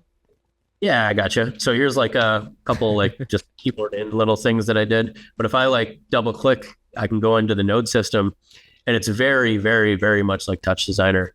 Like this is like one of the main textures going into it. It's sick. How this one started was this like Ryoji pattern, and then there's like this draw mesh, and at this draw mesh I created like this OBJ, which is just like a little tech mesh piece that I found. And in order to do it as a cloner, you go repeat mesh at points and Repeat draw mesh at points. Yeah, so like here's like if I So go the the repeat points, mesh. the points are your cloner, as if. Exactly. Everything works on points. For the most So part, the draw mesh is at the end. So you like if you didn't have the draw mesh and you just did repeat, it wouldn't do anything. The draw mesh is like actually. Right. Well, it would still repeat the points, but the draw mesh is what actually is going to render that mesh, if that makes sense. It does. And then from that draw mesh, you go into material, and then from the material, you go into your lights. So if you notice the flow, this is very, very like Ray TK way to do things. Yeah. Like this repeat mesh at points would just be like a modulo 3D or whatever. The draw mesh would essentially be the Raymarch 3D renderer. Actually, it'd be before that, because now here's your material, your lights, your camera. It's definitely different than most things. I always found it interesting that you find tools so intuitive. It really speaks volumes to like how people's brains work. Like it's a very interesting thing. Like what is intuitive to me is not going to necessarily be intuitive to you, but I think that's the beauty, right? Is like there's no one way to make art, right? Like somebody uses a paintbrush, somebody uses pencil, somebody uses charcoal, and maybe the results are a human face, but it's I love that. I love that we're in an era where there's more than like one Unreal, there's more than one notch. Like that's so fucking cool. Like it wasn't always like that. And that, like, the beautiful thing about Tool 2, so nice. Thank you. Here, I'll show you this. Beautiful thing about Tool 2 is like here's like mousing around, like it's all, it's almost like a shader. It's like it's not a normal like 3D project. 3D. I think it's ray marching. I'm pretty sure that it's GLSL and ray marching. Yeah, that's why it's so fast. It's lightning fast, and you can really get some just hyper realistic reflections in a way that you would probably have a hell of a lot harder time in other other software is doing. And granted, Yeah. this is like faking it. This isn't necessarily like going to be the most realistic lighting, but the way you can layer your stuff, like here's a lot of this glass kind of reflective look is all coming from this other shader that I made, that I basically made an operator, which is this. And, this used like a fake light kind of overlay that I was able to, kind of make it look like glass. That's kind of, so cool. So what got that look, and then another cool thing about Tool is that like the developers are right there on Discord willing to talk to you. Like the guy who created Tool, I basically gave him an idea. I was like, yo, I really would love to have like a Manhattan Chevy Chev shader. This is something I've wanted forever. And he's like, and yeah, like he got back to me like, I don't know, maybe 12, 16 hours later on Discord, like, oh, here's your shader. Like, here's the thing you asked for. And by the way, Amazing. The new version of Tool has its stock now. So and like, if you go like into the change notes, it even says like, Glass Crane, courtesy of Glass Crane for the idea. And that's it's so just awesome. That's like such an awesome community. Yeah. Such a great community. That's really like what I fell in love with Touch Designer, and why I went so much deeper into it was the community. It's like everybody's, and Blender is the same thing. And to be honest, again, Notch, whatever, we're already away from Notch, but at the beginning, 6 years ago, that was what Notch was so great, was that Facebook group was full of like the most genius people in this realm. And everybody kind of like left a little bit, and now there's a resurgence and there's a different group of people, but community and this is actually a great time to talk about MoGraph Mafia, but community in this world, in 3D, or not 3D, in digital art is so important, because we're dealing with softwares, we're dealing with techniques that there isn't always documentation. Most of the time there isn't documentation. Having the ability to have your buddy and be like, hey buddy, I saw you did this thing. How did you do that thing that I saw that you did, is so powerful. And we kind of talked about a little bit about MoGraph Mafia and when it started, and you were saying that you started it with Nox Lumina, and just kind of talk a little bit about that. Like, how does it feel to have curated that that group? And in general, you also have your Discords. You have a few different groups on Discord that you kind of curated. Higher level and lower level artists. I shouldn't say like that, but beginner and more experienced artists. Like where does this come from? This idea of community and kind of bring people together in this sense. Totally. Well, like with me and Ethan, Nox Lumina, we kind of did that like COVID stream endeavor together in a lot of ways. He was the one setting up a lot of the like those RTMP servers, like the different methods in order to get the visuals looking clean for COVID. And then him and I COVID. like getting them looking clean and looking good streaming in, because fully vaccinated visuals. Fully vaccinated visuals and everything. And, the more we got to talking, the more we kind of realized the hole in the industry, which was this kind of like lack of communication and almost unionization to a certain aspect between VJs and content creators.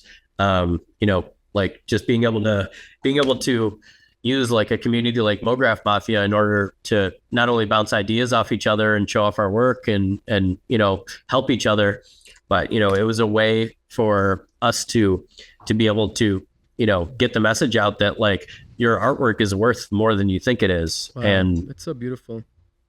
Yeah, I mean, it's just it's notoriously VJs are kind of underpaid, overlooked, and this kind of afterthought. A lot of imposter syndrome. Yeah, totally. And then we're half the show, to be honest, in a lot of the case. Not half the ticket nowadays. sales. Nowadays. No. I was going to say nowadays we're the whole show. Sometimes, man. I mean, it's you'd be surprised how many people have come up to me and to like to David and to Android and saying like, hey, the reason I came here is for you, and it's happening more and more often. And I think that the more people realize that, there's definitely a lot of promoters and festival owners and stuff like that who are starting to kind of get the memo and really understand, the kind of value we bring to the live music experience. To name a few, like Astronauts out of Texas, Nick Sumbles, great dude, super understands like the value of visual artists and runs his festival accordingly. Got like Blake White out of New Orleans, Lacuna Productions with Frank Giambroni. Those guys are, they spare no expense as far as, bringing out really talented visual artists and giving them the opportunity to play with their favorite musicians and really go all out as far as like the production and really deliver, every dollar worth of experience to the people who attend those events. And, I think the more and more people go to those type of events and are, kind of spoiled by that, I think the more promoters are going to be held to that higher standard. And, that's going to be how things get better, and that was the big push behind me and Ethan, just kind of starting the MoGraph Mafia is just like step one, let's just get everyone in a room so we can talk, and it's funny too, because like, you're in there and how many times like there's, talk between like working with this artist and what's the experience working with this artist. I feel like it saved a lot of heartache and heartbreak, Totally. Working with people too, because it's like, what people don't realize is we all kind of talk, and the circle is not so large in this. It's a small world in the VJ community, and we're all kind of working together to make things the best we can. Neuro Studio being a prime example of trying to really organize all these thoughts and different things and ideas that we all have, and finding the funding and the manpower to be able to get some of these ideas into reality. So I think they're doing a really good job, and it's it's all growing pains. It's all a growing process, but I think we're getting there. We often forget, first of all, democratizing art in any way, especially democratizing it from the perspective of the artist, is extremely important in any industry, in all industries. And we see it now more and more and more, even in the commercial world, making things more available, having people that are involved talking to each other is very powerful. I would say for myself, what you were just saying about having everybody talk about things. There is a huge benefit to having us, and I say us as VJs or live performing digital artists, having the ability to talk to each other about, hey, this producer reached out to me. Hey, this guy's shopping around. Hey, this guy's a douchebag, or hey, this guy underpays. Yeah. This gives us power. And we never had power. We don't have power. And I always bring this up in MoGraph Mafia, and I think Neuro Studio is a great example of that for sure. In Israel, when I first started VJing, and my mentor, who I love and I have a high respect for, he is a very insular person. So there was never, or I shouldn't say never, but there was not an idea of like a group of people. And I think to his benefit, he did try to do it at some point, but I don't think there was enough people involved. But I'm a very like outspoken, more social person. And the moment that I started VJing, the first time that I gave somebody a quote and they said to me, no, we're not going to do visuals. And then the next week I saw that they'd had somebody else do visuals. I instantly called that VJ and said, hey, dude, I'm so happy you did that show. It looked great. Let's talk next time. Like, and I said to him, how much did they pay you? Like, and he's like, oh, they paid me like a fourth of what I was quoting. And I'm like, dude, let's talk next time, because there's no reason that you should get paid a fourth. You should get paid the full amount that I was quoting, and there's no problem if you take it. I'm totally happy for you to take that work, but I don't want the producer or the promoter, I should say, to decide what they're going to be doing based on the price, because that just is always, it's capitalism. It just drives the price down. The value loses its value when the price gets driven down. So when we have this ability to talk in places like Neurostudio, like MoGraph Mafia, it makes a huge difference. So really, thank you so much for, thank you to you and Nux Illumina for doing that, and for continuing to curate it and keep it such a nice place to talk, even though, assholes like me just speak their mind all day there. And you're a blast. But no, I mean, there's other areas. There's other areas we're doing it too. I like to shout out a couple awesome other artists that are really community oriented. So I've been working a lot with David and Complex, but we've also been working with like Papa Bear Jesse. He's an amazing. He's going to be on here in a few weeks. Oh, can't wait! Yeah. Also, architect John. Oh, he's just so good. Total sweetheart and one of the most talented individuals I know. Amazing. Yeah. So and John has a Discord that we kind of hang out in all day, where we just share our screens and talk shit and help each other and make art. Is that the ginseng one? I honestly, we end up in ginsengs half the time. It just kind of depends on who the first person to log in is. Where they decide to log in is kind of where the group follows, which is pretty hilarious.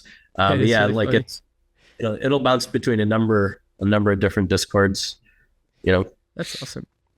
Yeah.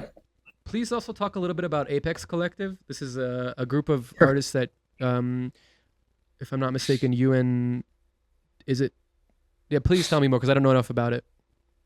Yeah, so Apex Collective was started by I believe Jake Amazon and Steven Cruz, and they're some really amazing psychedelic painters, and they just create these amazing colorscapes and just these crazy kind of abstract worlds. You probably know Steven Cruz's work from, of course, from Tipper album covers to live paintings, and a lot of the Apex guys are responsible for a lot of the murals, like the murals that are on the sides of the buildings in Denver and a lot of other places too. I became good friends with Jake, and eventually kind of found my way in with them as far as just kind of joining up and manipulating their art and sharing some of mine. I think me and Nox Lumina are among the only digital artists that really have worked with them thus far. But they're definitely working their way into more digital things. Like Jake is actually becoming a pretty accomplished 3D artist, and actually being able to mock up things for his paintings in 3D, to kind of take some of the guesswork out of the lighting and stuff like that. That's so cool. And like the speed at which you can I guess what's the best way to say it, like a trial ground for like creating a pre-visualizing and iterating, like a previs. That's a good way to say it. Jake's been doing that for quite a while now, and I'm starting to find that, like, through vector and using something like Notch or Touch Designer, you could take a vector and extrude it and really like take some of these 2D paintings and vectors and actually bring them into 3D space and do some cool stuff with it. Especially now with AI and depth maps. Have you ever played with any of that kind of stuff? Oh yeah. No, I messed around a little bit with AI as far as like I really like the turbo kernel available for Comfy UI, where you can you could type like a letter and it'll generate an image in real time, and you just continue typing to a full word, and all of a sudden the word you typed is artistically created in front of you. Way. So like almost like a font creator in some way? I don't even know, man. I couldn't tell you how it works. It's like it's built on Stable Diffusion, obviously, but the whole AI conversation, it's like equally terrifying and jarring as it is impressive and amazing. I found that one way I use it, the biggest way I use AI is definitely like Topaz, like being able to upscale things, slow things down that I might not necessarily have frames for anymore. Mm-hmm. And you use like classic denoising things. That's all AI as well. Yeah, optics totally. And like the optics, and then there's like that. Yeah. So I definitely use the denoising. I think the Intel has one, the Intel CUDA denoiser, and then there's like the optics one. Yeah, I thought optics is the Intel one. Maybe no. Optics is is optics the NVIDIA one? There's an NVIDIA and an Intel one. Yeah, I think optics is the NVIDIA one. I think. Okay. I'm pretty sure. Don't quote me on that. Actually, I'll be able to tell you right now. Hold on. So let me get the refinement, AI denoising. So there's Intel Open Image Denoiser, and then there's NVIDIA Optics. Okay, Open Image. Those are the notch ones. Yeah. So I usually use like the NVIDIA Optics if I'm trying to, like, say this scene's actually kind of heavy, even though, regardless, just because, you know, I have a good amount of segments to get this torus smooth. So if I wanted to ray trace this, I'm still probably going to want to use some aspect of refinement. If I'm gonna render it and spit out frames, if I want those to be, you know, fast, like if I want the frame renders to be fast enough, I'm probably gonna, you know, give it a lower sample count and give it like RT refinement with optics. Yeah. You know, it's kind of just a dance from there. But I mean, honestly, but all of that is AI. Style, I just run it real. Like I tend not to use, like, for my notch patches, unless I'm hard rendering something out of it. Usually I try to keep it ray tracing off. You know, I've definitely learned a couple tricks that I can kind of simulate that ray trace look. You know, just with, I mean, everything but glass, honestly. Like if I want to make something with glass and notch, you pretty much have to use some ray tracing. There's no way around it, you know. And the mirror reflection, like the actual ray tracing reflection, just looks so much cleaner. But my bonus thing that was just like, that's AI as well. You know, like AI has become Stable Diffusion and ChatGPT, but it's been around for a very long time. Another great way to use it, like a lot of the bulk of what I do for clients is like logo design. You know, I've created logos for a lot of music acts in our industry, and you know, now that I have AI, that's like an actual really awesome way to start out and get ideas. Like you can throw in a prompt like, hey, make me a circular logo with these words. And, you know, it'll pop something out that'll kind of give me the information of, oh, like that's a cool way to warp this S into a circle that I never would have thought of, you know. And instead of just like utilizing the image that it gives me directly, you know, I'll take inspiration from it. Yeah. Like, and you can just go through and reprompt, like, here, give me 5 different versions of that, all different palettes, color palettes, you know, and it's kind of cool like what I'm sure you used to use Pinterest or Tumblr, or one of these like image amalgamation websites. It's almost the same, but your level of iteration is much higher. Yeah. Way more control. And also you're not limited by like your ability to search something. Like prompting obviously is a huge art, and there's a whole thing involved in prompting. But even if you're like dumb at it or bad at it, you're still going to get a good result. Whereas if you're not good at searching for something, you might not get anything.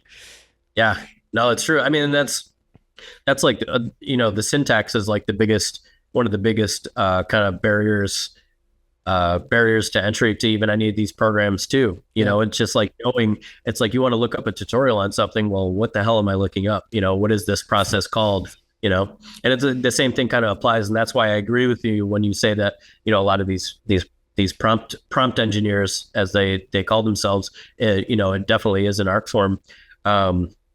You know, as far as the conversation of, you know, how closely it should be lumped in with, you know, creators like yourself or myself or painters or that kind of thing. And if there actually needs to be any sort of separation, I think it's kind of a subjective question, subjective answer to that question. But, you know, I think as the technology gets more fleshed out, we're going to find out. Like, we're going to find out whether we like to or not.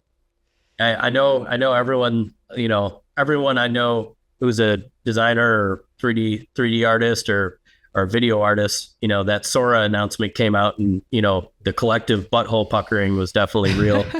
You know? Time will tell. You know, it's funny, like every interview I've done, we always end up having a conversation about AI. And I don't even, I stop like making questions for it because it's just naturally in the conversation. Totally. It's so interesting to see people's takes, you know, and like the more I hear other people's takes and different takes than my own, the more I'm like calmed by the whole thing, because what I've come to notice is that nobody knows what's going to become of this thing. Nobody knows how it's going to affect us as artists. I think it's very clear it's going to affect things like stock footage, things like, you know, common denomination design, you know, but how is it going to affect us as artists, quote unquote designers, quote unquote, creative visionary is like a big word, but like, Right. we have an ability to have a conversation with somebody and remove their idea into a animation or a scene. But I think it's gonna go back to that artistic eye, and the question is this AI going to develop the artistic eye the way a human can? My hunch is it probably will over time. It's going to be able to do that. So I mean, it's like, I really like the way Android's kind of approaching it, where he just went ahead and trained. Yeah, he trained his own model on his own art, to kind of get ahead of the curve. And I think, and I'm actually currently in the process of doing something similar. Hell yeah. Yeah, I got a buddy. His name's Derek. He goes by Plans Visuals, and he's taken a big folder of my art, and he's gonna be training a model that way. That's awesome. Yeah. So I mean, it's I don't know why we're doing it. I don't know. It's just kind of one of those things where it's just like, maybe it'd be nice to have. Maybe it's something that, it's like you said. I mean, you're getting ahead of the curve. You're also, we don't know we just like any technology. We shouldn't just be listening to the ChatGPTs and the Googles of the world. Like they're not going to. They can definitely decide how we use these tools because they're so powerful. But we, as the people that are actually that it's actually affecting positively and negatively, should be the ones that are controlling. So making your own model, having your own system, finding out where it is good for you and where it is not, I think is very, very powerful and very smart. I think so, because like people could be like, hey, make me, go to Bing and be like, prompt, I want an image like Android Jones. Right. I mean, if you do that now, I don't care how good it gets over the next couple of years. If it, depending on the regulations, it's probably not going to spit out an image that looks super close to Android Jones. But now if you go to Chimera, his model, and actually, you can get exactly what you want, and it's still being controlled by the artist. The artist controls what the model is trained on. And, you're actually getting that kind of visceral Android Jones look and the painterly look and everything that comes with, what makes an Android piece his, and you're actually getting that with Chimera, which I think is a good way to get ahead of the curve, because it's actually maintaining quality. It's maintaining quality. You know what I mean? It's like, if a machine's going to create this, it might as well be a machine that's well informed. Exactly, and especially like you said, like you have control over it now. So yeah, I can go and type glass crane picture in whatever the fuck, but if I want to, if that's really my goal, I might as well be doing it on your system. And because it's on your system, you can control and direct how the audience is using it. It's much more powerful. Speaking about things that we don't know much about, a lot of your themes, and I think a lot of, this is maybe because your influences of Singer and Ben Ridgway and Android Jones, but I also imagine that you have your own take and experience in terms of spirituality, in terms of plant medicines, in terms of psychedelics, just in general, the kind of aesthetic and the concept behind it. I'd love to just get like a little bit from you. Sure. Just kind of finish with a nice little acid tab on top. Yeah. No, totally.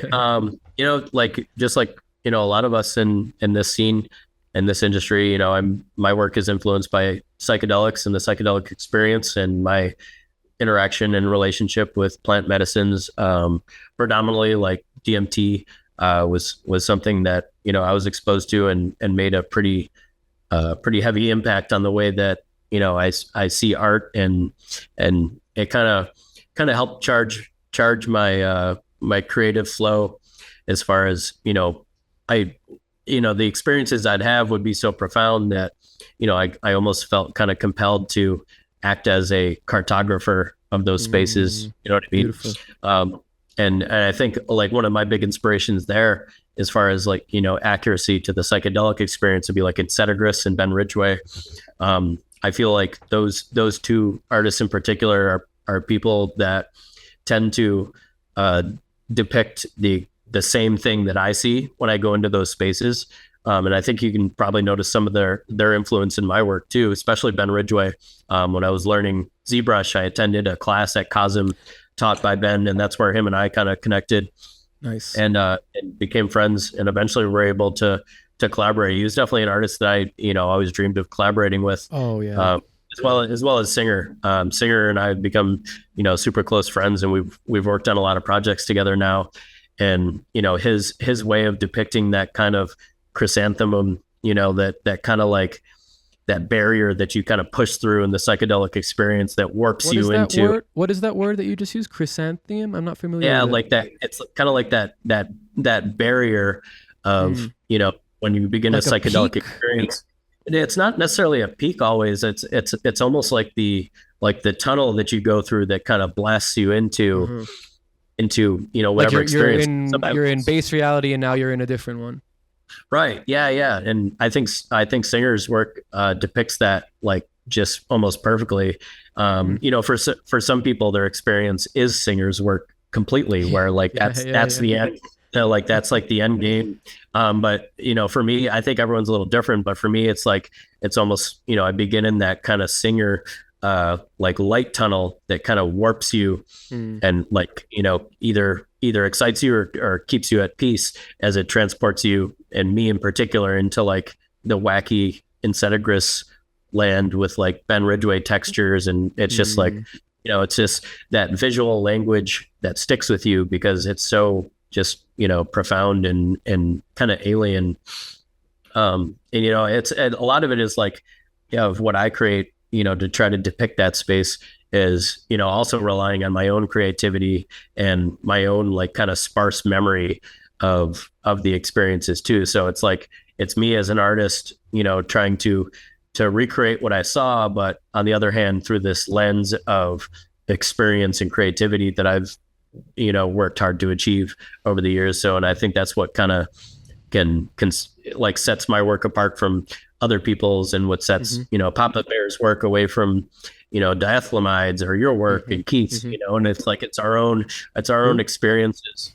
Yeah. It's our own experiences and creativity just kind of working together in tandem with our psychedelic experiences or our sometimes textbook kind of learning of things, and it just becomes a soup in the final product of whatever we export.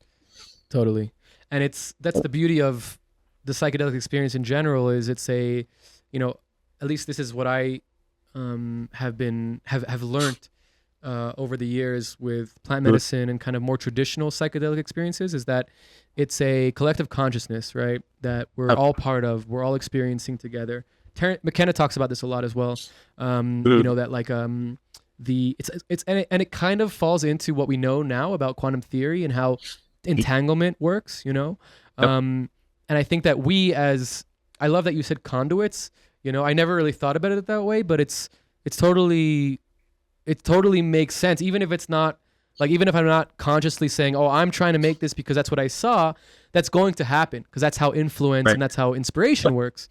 So by us all doing that together or separate, we're actually doing it together, right? So Yeah, I mean, Ben Ridgway like you said. Yeah, it's like to add to what you said. It's like the collective consciousness kind of experiencing the real world subjectively. To ultimately network and kind of reform. That vast kind of pool of knowledge and experience. And I absolutely believe in that as well. I don't really subscribe to any sort of like set religious denomination, but I believe that there's something bigger. There's something bigger, and I think that bigger thing is just happens to be us in all of our forms. And all forms of life. So it's really cool, and it's energy exchange, and it's exactly. it's a lot of things. Exactly, and it is, I don't know if you have this as well, but a lot of times you kind of are like, what is the point of this? Like, why am I doing this? I'm not like activist, artist. I'm not like going into I'm not making a change. And then you kind of step back a little bit and you're like, wait a second. I'm literally, you realize you are because you, besides for like this obvious things of like influencing other people and hopefully creating like a place where people are inspired, it's more than that because you are pulling things from these beautiful, highest forms of godliness, and you're pulling it, whether consciously or subconsciously, whether just being inspired by Ben Ridgway or doing psychedelics yourself, you're still pulling from this soup, like you said, from this pool. Yep. And the more you pull from it, the more you bring it out into the world, the more you're healing the world. That is literal creating the world in a better light, from my humble opinion. So, yeah, I mean, I'm super happy that you joined us, Stephen. Like, really, thank you so much for having me, man. I can't say it enough. Like, you're such an amazing designer and artist, and I can't wait to meet you in person. We've met many times online, but still haven't got to you in person yet. We're gonna get there. We'll make it happen this year, man, for sure. I think so. I hope so. Please, you God. You coming to Eclipse? No, but I'm gonna try. Yeah, no, it's too far for me. I feel you, dude. With the baby, and I have a tour this summer, but we'll make it happen. It will happen soon. I'm sure of it. Sounds good. Thank you so much for your time. I really appreciate it. Thank you for showing us your techniques. It's it's not, how do I say that in English? It's not understandable from the beginning that you even show us your techniques. So thank you for being so open and free with them. Totally. And I know that people will be inspired and really enjoy that. So thank you so much. No problem. Thank you so much for having me. Well, that was fun. Lots of rainbowy, yummy conversation. Just the way I like it. Stick around after the outro for a special surprise. Want to say a huge thank you to Stephen for coming on the show. It really is an honor to have you on here, and I can't wait to do it again. Join us next week. We have an awesome guest, super fun episode. We go deep into projection mapping, and the guest is someone from South America. That's all I'll say now, and see you next week. Dude. Look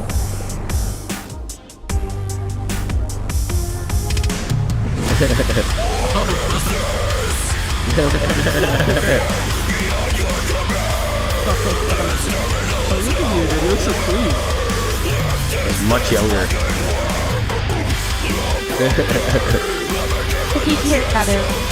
Yeah, you can hear it. Thanks, man. Wacky. Double bass? Got a double bass in there? Yeah, we're... Yeah.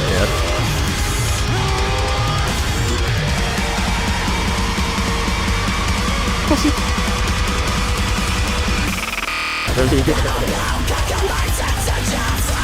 is really good, actually, dude. That's really good. Yeah. But yeah, it's I mean, a lot of bass music fans kind of got their start in metal. I'm starting to notice. It's funny too. Like every once in a while at a festival, someone will come up to me and be like, "I've been following you since Exotype, like since you were in a band." And I was just like, "What the fuck?" Like, and we're like instantly friends because we came from the same place, you know. This is really awesome. Like, this is like, I'm not a huge metal fan, but I can tell it's good. Yeah. It was What happened? fun. You broke up completely? Yeah, we ended up breaking up.